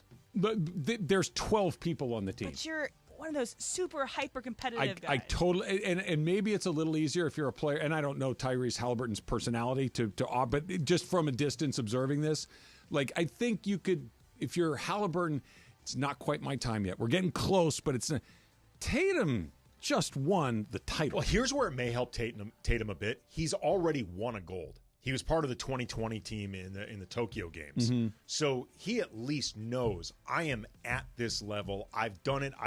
I've participated in a way where I mattered. I would think it's hard if I'm trying to think of a good example. If you're a guy that was in Tyrese Halliburton might be the example, right? Just I'm in the league. I'm a good player in the league. I'm an all-star. I'm ascending. I got to wait my turn. Really good. He's terrific. But in this, when we're not just talking about the league, but we're talking about a 12-man team, I understand the pecking order of what this is. Jason Tatum is at the top of the pecking order, regardless of how you slice this. And that, again, I don't think that he has to start. I don't think he has to have the most minutes, the most shots, the most points. But it's the zero that would stick with me if I were Tatum. Not at all. This is what it feels like. Again, the way Steve Kerr's talked about it. There was a game, not last season, but the 22-23 season. LeBron had been injured, and he ended up coming back, and he played this game off the bench, because I guess they were trying to reduce his minutes or whatever. And Darvin Ham overcomplicated this to the point where, because LeBron was playing off the bench, Rui got a DNP CD, which made no sense at all. Darvin afterwards was asked like a bunch of is Rui out of the rotation? Like, no. Like, he overthought it. I think Steve Kerr may have overthought this thing.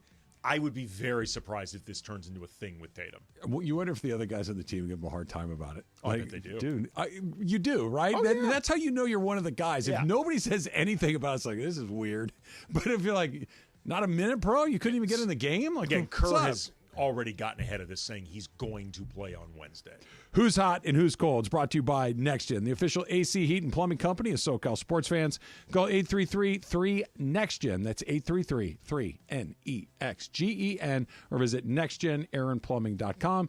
The Dump, little super crosstalk coming up next. It's Trav and Slee, 710 ESPN. Hey guys, John Ireland here. To build a winning team, you have to have the right people doing what they do best. If you're in a position to hire for your business, listen closely, because we have the ultimate teammate, ZipRecruiter. And you can try ZipRecruiter for free today at ZipRecruiter.com/LA. Hiring the right candidate is hard. ZipRecruiter uses powerful matching technology to quickly find and send you the most qualified people. So it makes finding and hiring your next superstar much easier. This is why 4 out of 5 employers who post a job on ZipRecruiter get a quality candidate within 1 day. So be like the 3.8 million businesses who have come to ZipRecruiter and sped up their hiring process. Try ZipRecruiter today for free by going to ZipRecruiter.com/LA. That's ZipRecruiter.com/LA. One more time, ZipRecruiter.com/LA. Just as every point matters, every detail counts in our meticulously crafted vehicles. Experience luxury at the top of its game. Welcome to Cadillac of Beverly Hills, the #1 Cadillac dealer in the Western region for the 3rd year in a row. Come and check out the incredible selection of new and pre-owned vehicles today at our showroom, 8767 Wilshire Boulevard in Beverly Hills, and at CadillacBeverlyHills.com. Mason and Ireland. Totally petty, and I love it. Totally 100% petty, and yes, good, I'm glad. The biggest show on the radio, next at 1 p.m. on 710 ESPN. Need assistance with door and window projects? The Home Depot can help. From inspiration and materials to ordering and installation, our free Millwork virtual apron service can get you moving and doing. Plus, we speak Spanish too. Our associates can help you tackle complex jobs without you leaving the job site, saving you time and money. Call us at 1-833-HD-APRON or visit homedepot.com/MVA. The Home Depot, how doers get more done. With Progressive's Name Your Price tool, you can easily find coverage options that fit your budget. If only it was that easy to name your baby. How about Jaden? Nope. Okay. Michael? Went to middle school with a glue-eating Michael. Sebastian? Dated one in college. How about Damien? Vampire name. All right. Greg? Not feeling it. Okay. No worries. No worries. Jeffrey? Oh, love that one. Wait, really? No. Find coverage options that fit your budget with Progressive's Name Your Price tool. Get a quote at Progressive.com. Progressive Casualty Insurance Company and affiliates. Price and coverage match limited by state law. Not available in all states. It's time for everything we haven't gotten to today. Yes, it's time for the dump. Em, you're the resident swim sport expert on the Trav and Slee show. Is having a designated guy that fishes the caps out of the pool a thing? Because Bob the cap catcher has kind of stole the early part of the Olympics so far. So if you haven't seen this yet, this man they have dubbed Bob the cap catcher had to strip It down. sounds like a children's cartoon. It does. Bob the cap catcher. Yes, we can. He has to get in the water and get any detritus that happens to fall into the pool, which oftentimes is either goggles or caps. Okay. Because people wear double caps and sometimes the caps Why will fall. two? Sorry? Why two? Why two caps? So aerodynamics. So Then why not three? because that's too many. So one goes on the hat. And I love Emily's outward lack of patience. One goes down to kind of smooth your head so you don't have the cap going, and then you put your goggles down, and then you put the second cap, one, so the goggles don't fall off, 'cause that's a huge thing that can happen, and two, so your cap is smoother. 2 caps on it makes it smoother. 3 caps, it would weigh you down. Okay. I know it's not a huge deal, but milliseconds matter. cap counts. I want somebody to come out like Kazoo from the Flintstones. He got like 7 swim caps. So on. Bob had to go into the water to retrieve the detritus, and he decided to. I'm assuming it's a Frenchman, but I don't know if it's for sure. But he strips down to go get the. He's in a Speedo. water. He's in a Speedo, and he's in a colorful Speedo. He's trotting out there. He does not necessarily look like the other male swimmers out there. Who does, by the way? He has a little bit of, he probably is a former swimmer, but has a little bit of adulthood there, I guess. He's pudgier. Got a little dad bod. Yeah, exactly. Jumps in the water, gets the cap out of the water. So my thing is, I think this is the perfect job for Steve Mason at the 2028 Olympics. I want Steve Mason to be Steve, the cap catcher, jump in the water, grab all the caps in the SoFi pool, and get it out. How deep is a pool that you swim the Olympics in? I don't know off the top of my head, but I would venture to guess it's like 10, 12 feet. Oh, it's somewhere that there. deep? Yeah, I mean, I played water polo in really deep pools, but again, when it gets to like 6 feet or below, it doesn't really make a difference. I guess it does make a difference because it pushes off the bottom, but yeah, you have to have enough that you can dive safely. I would love to. Mace is the right choice for this. But imagine if the Olympics come to town here in 4 years and they say, hey, listen, Andy, we forgot to hire a guy. Can you stay at the swim venue all day? And it's just if any stuff falls off, can you just dive to the bottom? Is that not the best gig in the world? And you don't have to wear a Speedo. You can wear trunks. You wear board shorts. Yeah, I got to go board shorts. But just like, I'll sit over here. Just let me know when you need me to jump in. Yeah, I'll go get that. Sounds awesome. First of all, I'm cannonballing. Cannonball! I am absolutely. If I'm going to be there to entertain, I am going to entertain. Ham it up. Absolutely. All right. Lindsay Lohan's The Parent Trap was released today in 1998. I know you like that one, right? One of my favorites of all time. We talk about Stick It today. We talk What about was the the double team? Double Teamed. That is not one of my favorites of all time, but it is one of the more memorable ones. Were you a Lindsay Lohan Parent Trap fan or other fans of her other work? It features a lot of fencing. Parent Trap does? Yes, there is a pivotal scene in the Lindsay Lohan Parent Trap that involves fencing because EP or Sabres? I do not know. I guess the one where you have to move around a lot. That's EP. Okay, so it's EP. Okay. And so in the scene, the two girls, Hallie and Annie, they have the masks on so they can't see they look identical, guys. So they have the masks on and they're fighting. They're like, oh, you're very good at fencing. And then they end up taking the masks off and everyone's like, oh, you guys look the same. And then they end up feuding for a while and then they go up to the cabin, the isolation cabin. They realize they both like Oreos with peanut butter and then one doesn't have a dad, one doesn't have a mom. They realize, oh, we're twins. And how did I get to be 52 years old and not realize that you could put peanut butter in an Oreo? Because that sounds amazing. Yeah, well, that's how like, oh, it's like one of my favorite delights. That sounds great. Oh, it is good. I've had it before. That seems so obvious. I didn't like when you said that. My brain just went. When I worked at a summer camp, I worked in like ice cream shop some days, and we had a milkshake called the Parent Trap, which is an Oreo peanut butter milkshake. Sure. And it was a big seller. I bet it was. Also, in this day in 1983, National Lampoon's Vacation came out, which I'm sorry is still very funny. It is extremely funny. It is a very, very funny movie. Did he, by almost universal account, is a difficult person to be around, That work is a with? generous way of To putting say the least, yeah. Yeah. Chevy Chase is known as one of the biggest a-holes, not even just in Hollywood, just walking the earth. Yeah. Pretty funny movie. Oh, it's very funny. You know what's kind of sneaky funny? Not even sneaky funny, but This could go on the list of, does it count as a sequel or not? Christmas Vacation. Christmas Vacation is funny. Is a wonderful Christmas Better than movie. European Vacation. Not good. Vegas Vacation, let's not even talk about it. Christmas Vacation's funny. It's really funny. Yes, Does it count as a sequel when the only two people that are in, I guess there's three, you get Cousin Eddie. He's in it too. It is, well, it's not a sequel. It would be the threequel. Okay. Because it's the third of the trilogy. Yes, it is the third of. That is not only a funny movie, it's a good Christmas movie. Anybody that's ever had a big, old-fashioned family Christmas with a lot of people in one spot knows how miserable that can be. Great Christmas movie.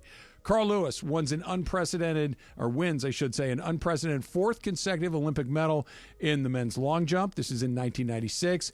He barely made the final, moving on from a non-qualifying 15th place to, with the last of his 3 qualifying jumps, Lewis became the third Olympian to win the same event 4 times. In an individual event like that, and I'm not taking anything away from LeBron James or anybody else, but in a team event, you can kind of blend in, hide, coast. The long jump, go ahead. You can't rely on your teammates to help you with the long jump. Carl Lewis is like on the short list of just greatest pure athletes of the last 50, 75 years. Just his ability to be great at sports. Like he's one of those guys that if Carl Lewis had chosen Sport X, he would have dominated in Sport X. 100%. He's just that good of an athlete. First thing that comes to mind when you think of Carl Lewis. Francis Scott Off-Key. Charlie Steiner. Charlie Steiner. Great line. And, by the way, Charlie Steiner, hell of a nice guy. Really nice guy.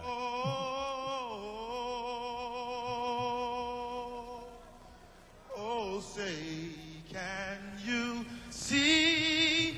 And the Rockets, red flag. I'll make up for it now. No, you won't. For the land of the free. Okay, I'm looking at this very quickly here. Carl Lewis, as far as I can, he's won 10 Olympic medals, 9 of them gold, 1 silver. That this poor guy, the first thing that you who works in sports, me who works in sports, things of we're of that era, by the way. I saw Carl Lewis compete at the '84 games at the Coliseum. I saw it with my own 2 eyes. It was amazing. Hey, what do you think about? Oh, the anthem guy. It's so sad. That sucks. It's so. I mean, awful. it's his fault, but that's the first thing you think of. You know what though? Now, I mean, to be fair to us, now the first thing I think of with Fergie is that national anthem at the All-Star game. Oh, which yeah. I witnessed that Oh, live. did you really? I was like, what? Was in the room? Like, is this a joke? Like, what's taking place? You could feel the awkwardness throughout the arena. Like, everybody is wondering, like, is this a goof? Like, is this some type of, like, artistic interpretation gone bad? Like, what is this? But, like, Momo might have been there when Fergie did the national anthem. Oh, yeah, that was weird. But, like, was that at Staples? Yes. Yeah. Oh, yeah, but, like, that was in the infamous. building, you could feel an awkwardness. Everyone's like, what is going on? No, it was a weird artistic interpretation. If you're going to go off the ranch on the anthem, you better be Marvin Gaye. Yeah. Because the minute you start messing with the melody... Or Jimi Hendrix doing the guitar version. Right. Yeah. You better be either iconic or know that you've got it. She didn't have it. No. So we're talking about this because it was today in '96 that Carl Lewis won the fourth time, long jump for the 4th time as an Olympian. In Atlanta. Okay. And I said to him, he's won 10 Olympic medals, 9 golds, 1 silver. Carl Lewis, one of the great athletes of his generation. Yeah. First thing you think of when you think of Carl Lewis. I'm going to get it right now. Exactly. Uh-oh. Uh-oh. Didn't get there. Uh-oh is the part of Whatever it it was. for sure. Jorge, you know what we should do? Not sing the anthem. Just do a little super crosstalk. ESPN AM 710 Los Angeles. KRDC AM 1110 Pasadena, Los Angeles. K256CX 99.1 FM Pasadena, Los Angeles. Uh-oh. KSPN AM 710 Los Angeles. KRDC AM 1110 Pasadena, Los Angeles. K256CX 99.1 FM Pasadena, Los Angeles. It's the greatest segment in LA sports radio history. Oh my God. When the shows come together for magic on the radio. It will only grow stronger. Super Crosstalk. Are we ready for Mason and Ireland to join Travis and Slee? Super Crosstalk begins. Super Crosstalk presented by In-N-Out Burger. In-N-Out. That's what a hamburger is all about. It's time for Super Crosstalk. Woo. Ireland's back from vacation. Momo in the house as well. Welcome back, John. How was Idaho was great. Very spectacular. You would love it up there, Trav. It's basically get up, golf, go to the lake, eat a lot, lather, rinse, repeat. Few drinks in there? Oh, yeah. Great. More than a few. A couple worthy splashes in They there? were prevalent. With Worthy on the premises, we had to pick it up. So wait, how many? So was this like a group vacation? Well, the first week, I was there for 2 weeks. The first week was my friends. The second week was Lisa's friends, so we were kind of hosting the whole time. Oh, you never had a break? About 2 days. Okay. In between the first group good, and the yeah. second group. She's still there. So, but yeah, it was really fun. Emily, tell me the name of the woman. I know it's in the dump topics there. The rugby player. Alona Mar. Have you guys seen her? No. Oh, my gosh. Super intense. She's playing behind you right now on ESPN News in the lobby over here. She is unreal. In what way? What's significant about her? She is much bigger, stronger, and faster than her opponents. And she is not afraid of making contact. She is so Like much the fun Ramsey to watch. signer? She's like if you turned Aaron Donald loose in rugby. Oh, wow. She's unbelievable. And is there anything untoward about her presence on the team? Like she didn't used to be a guy and transitioned or anything? She is just killing people. She's there.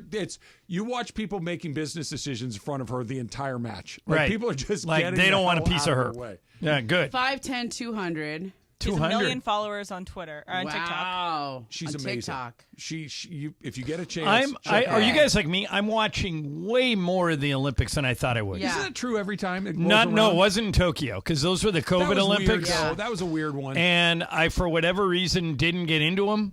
But I'm super into these. It's my. What have you been watching? I put on Peacock in the morning Yeah, I and like just Peacock. leave it on. Yeah. Yeah. And all the little side things they're doing, like Yeah. the thing with Siciliano's The great. Gold Zone? Yeah. I love it. That thing's awesome. It's like Red Zone, but now it's the Gold Zone. What a It's so unique good. talent that Andrew He really Siciliano does. has. Because that is so difficult to do. Yeah. And And by the way, kudos to NBC because Scott Hansen and Siciliano are both great at it. Yeah. And they just watched him do the NFL thing, and they go, let's just hire both of them. Yeah. And so one hands off to the other, and they just go all day. To do that with the Olympics, like I get if you are a football, like for instance, you could probably do that with the NBA. I could. You could Yeah. probably do that with Andy the NBA. could do it for the NBA. That you guys watch all the games, you see all the teams, that you know the players. So if you just got super deeply embedded in the NBA or the NFL, sure. The Olympics? Well, the NBA started basically a red zone, and it didn't really take. I don't know if they're going to bring it back. The NBA doesn't lend itself to that as much because fantasy basketball isn't as big as fantasy football, but everybody loves the Olympics. And by the way, Andy, I wanted to compliment you on something that most NBA fans don't pick up on, and I'm glad that you do. The argument that Andy made about D'Angelo Russell earlier in this hour, I've been trying to make for 2 years. All the Laker fans want the Lakers to make a big trade. D'Angelo Russell averages 17 points a game and shoots 41% from three. That's not easily replaceable. No. And Laker fans seem to think that it is. And the one thing, you know this because you do Locked on Lakers every day, the one thing the Lakers can't afford to do is be less effective as a three-point shooting team. Well, also, though, the regular season, I know Laker fans... It means something, right. Laker fans are trained to think it's all about the playoffs. Regular season doesn't matter, but the regular season is what sets you up to try to be in the best position for the playoffs, and you're trying to, if possible, put as little on LeBron's plate over, the first 50 to 60 games while he's pacing himself. You need the counting stats. Whatever you want to say about D'Lo in the playoffs, he gives you a lot of tangible production in the regular season. It's got to come from somewhere. And he's going to win 3 to 5 games a year for you just by going on those freaky hot streaks. Which is, by the way, why tanking teams don't want him.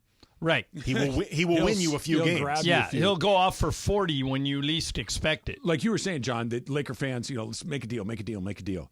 The Dodger fans are saying the same thing right now. They made a marginal deal Yeah, today. this better not be it. And I don't think that it will be it, but kind of putting the two things together.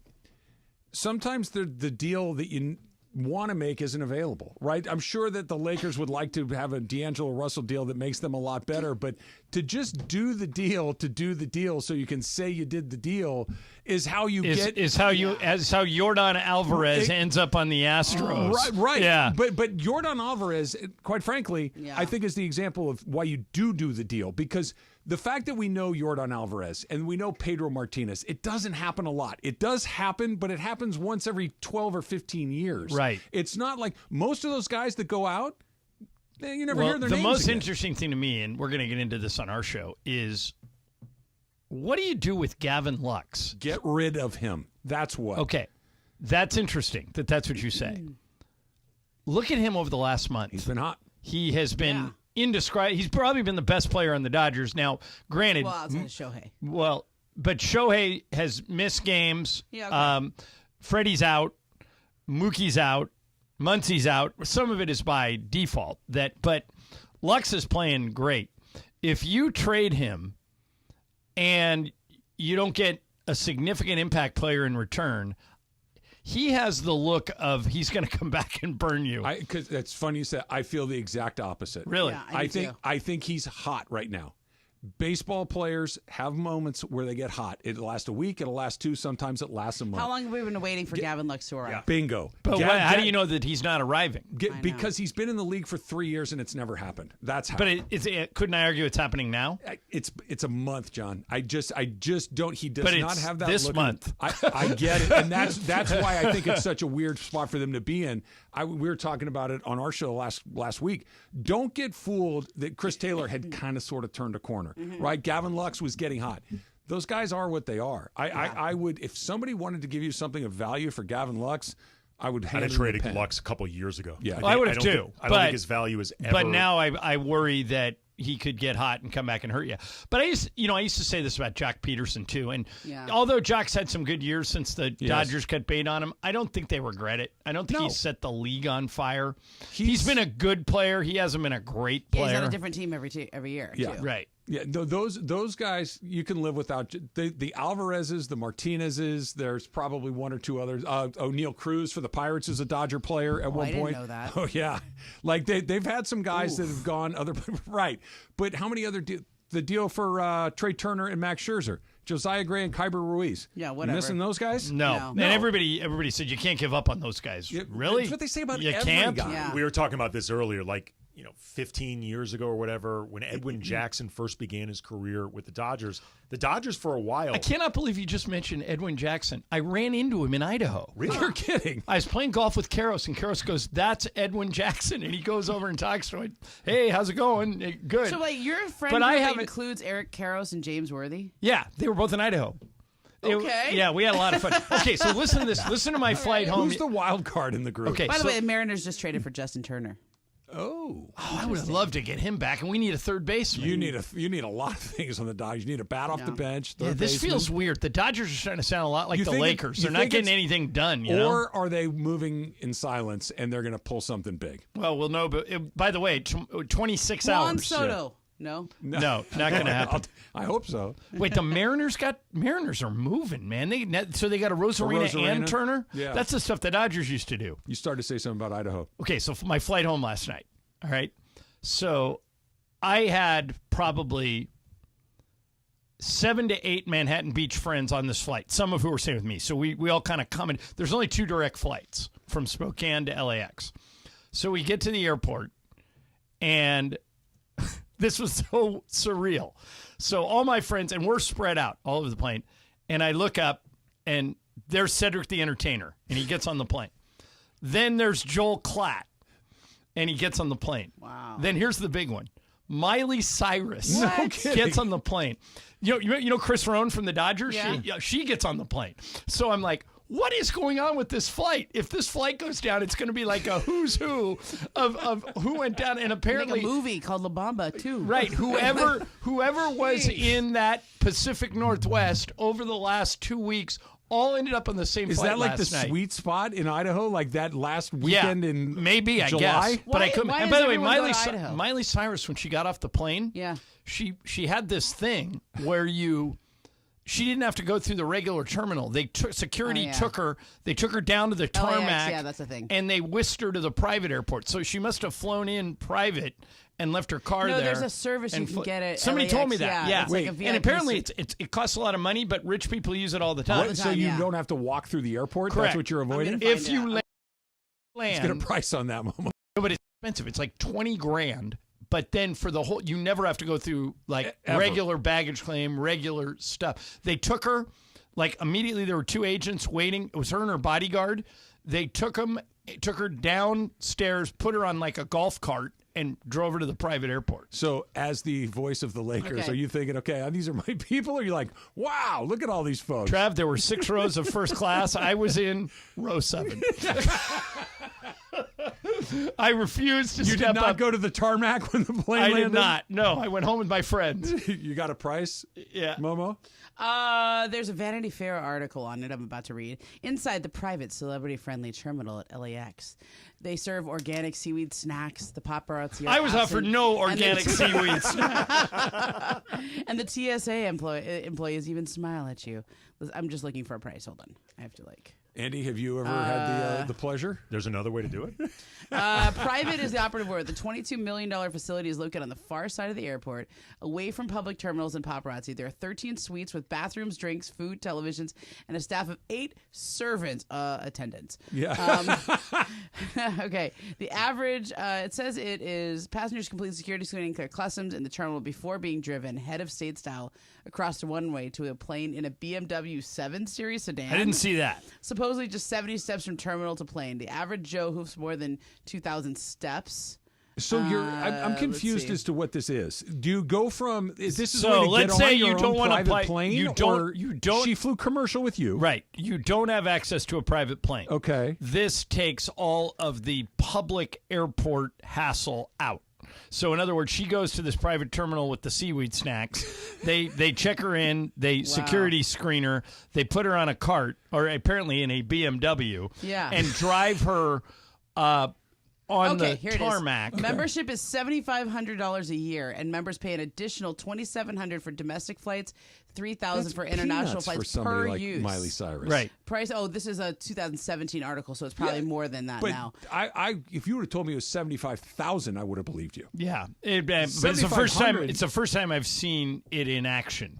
And Cedric the Entertainer, for whatever reason, did not have it. He just went through. He went to baggage claim with us. Non-members can participate at $3,500 for domestic and $4,000 for international flights. So if you want to pay an extra $3,000, you can. Well, and that was do all this. 7 years ago. Yeah. So it's probably $5,000. Do you now. get the seaweed as a non-member too? I think so. It's a lot. It's like a So pretty big if markup you're on in the seaweed area, at that you're in the point. area. You don't have to be a member. Of all the things that the uber rich have access to, skipping the airport has to be at the top of the list. Well, but right, and you're not paying like a private plane is big money. Like sure, that's Michael's dream. Is to it's everybody's. he's trying to talk Clay into buying a private plane. Clay met him halfway. He got a sponsorship deal with Wheels Up. Okay, perfect. So if Michael flies with Clay, he gets to fly private. If not, he's going Southwest. Yeah, you can buy like shares. It's like a timeshare, right? Right. You can buy like. So a if we all did portion it, if of the 4 of us did it, and we each spent, I don't know, $15,000 each, we would probably. I think you could have 4 guests. We would probably As part of the membership. be in the rotation for Wheels Up, but I don't use it enough. No. Michael wants to fly the plane. He does. That's his ultimate goal. Well, no, Michael claims that if the pilot got sick or like suffered a stroke or something, that Michael could jump in the seat What and is land he like the plane. doing a simulator at home and He things did. like No, that? so he did he did a simulator. We were at the Delta hub in Atlanta, and it was Michael and Ty Nowell, who now works for the Chargers, the big digital, as we used to call him. He was the Lakers digital guy. Now he works for the Chargers. And Luca from Spectrum Sportsnet, who's one of their ace photographers. Luca, Ty, and I think Michael Koger from Backstage Lakers. Those 4 went to the terminal. And if I remember, I may be getting this wrong, but 3 of the 4 wrecked the plane. Like Luca went into a fence. Ty bounced it twice. Michael was the only one who landed it without incident. Wow. Michael's coming in here Thursday, so I'll get the actual facts. I think Koger did okay too, but I know Luca and Ty did not. Well, all we got to do is come up with $7,500 each, and we never have to step foot There you inside go. the We're airport, in. at least for 1 year. Super Crosstalks brought to you by In-N-Out. In-N-Out, that's what a hamburger's all about. 710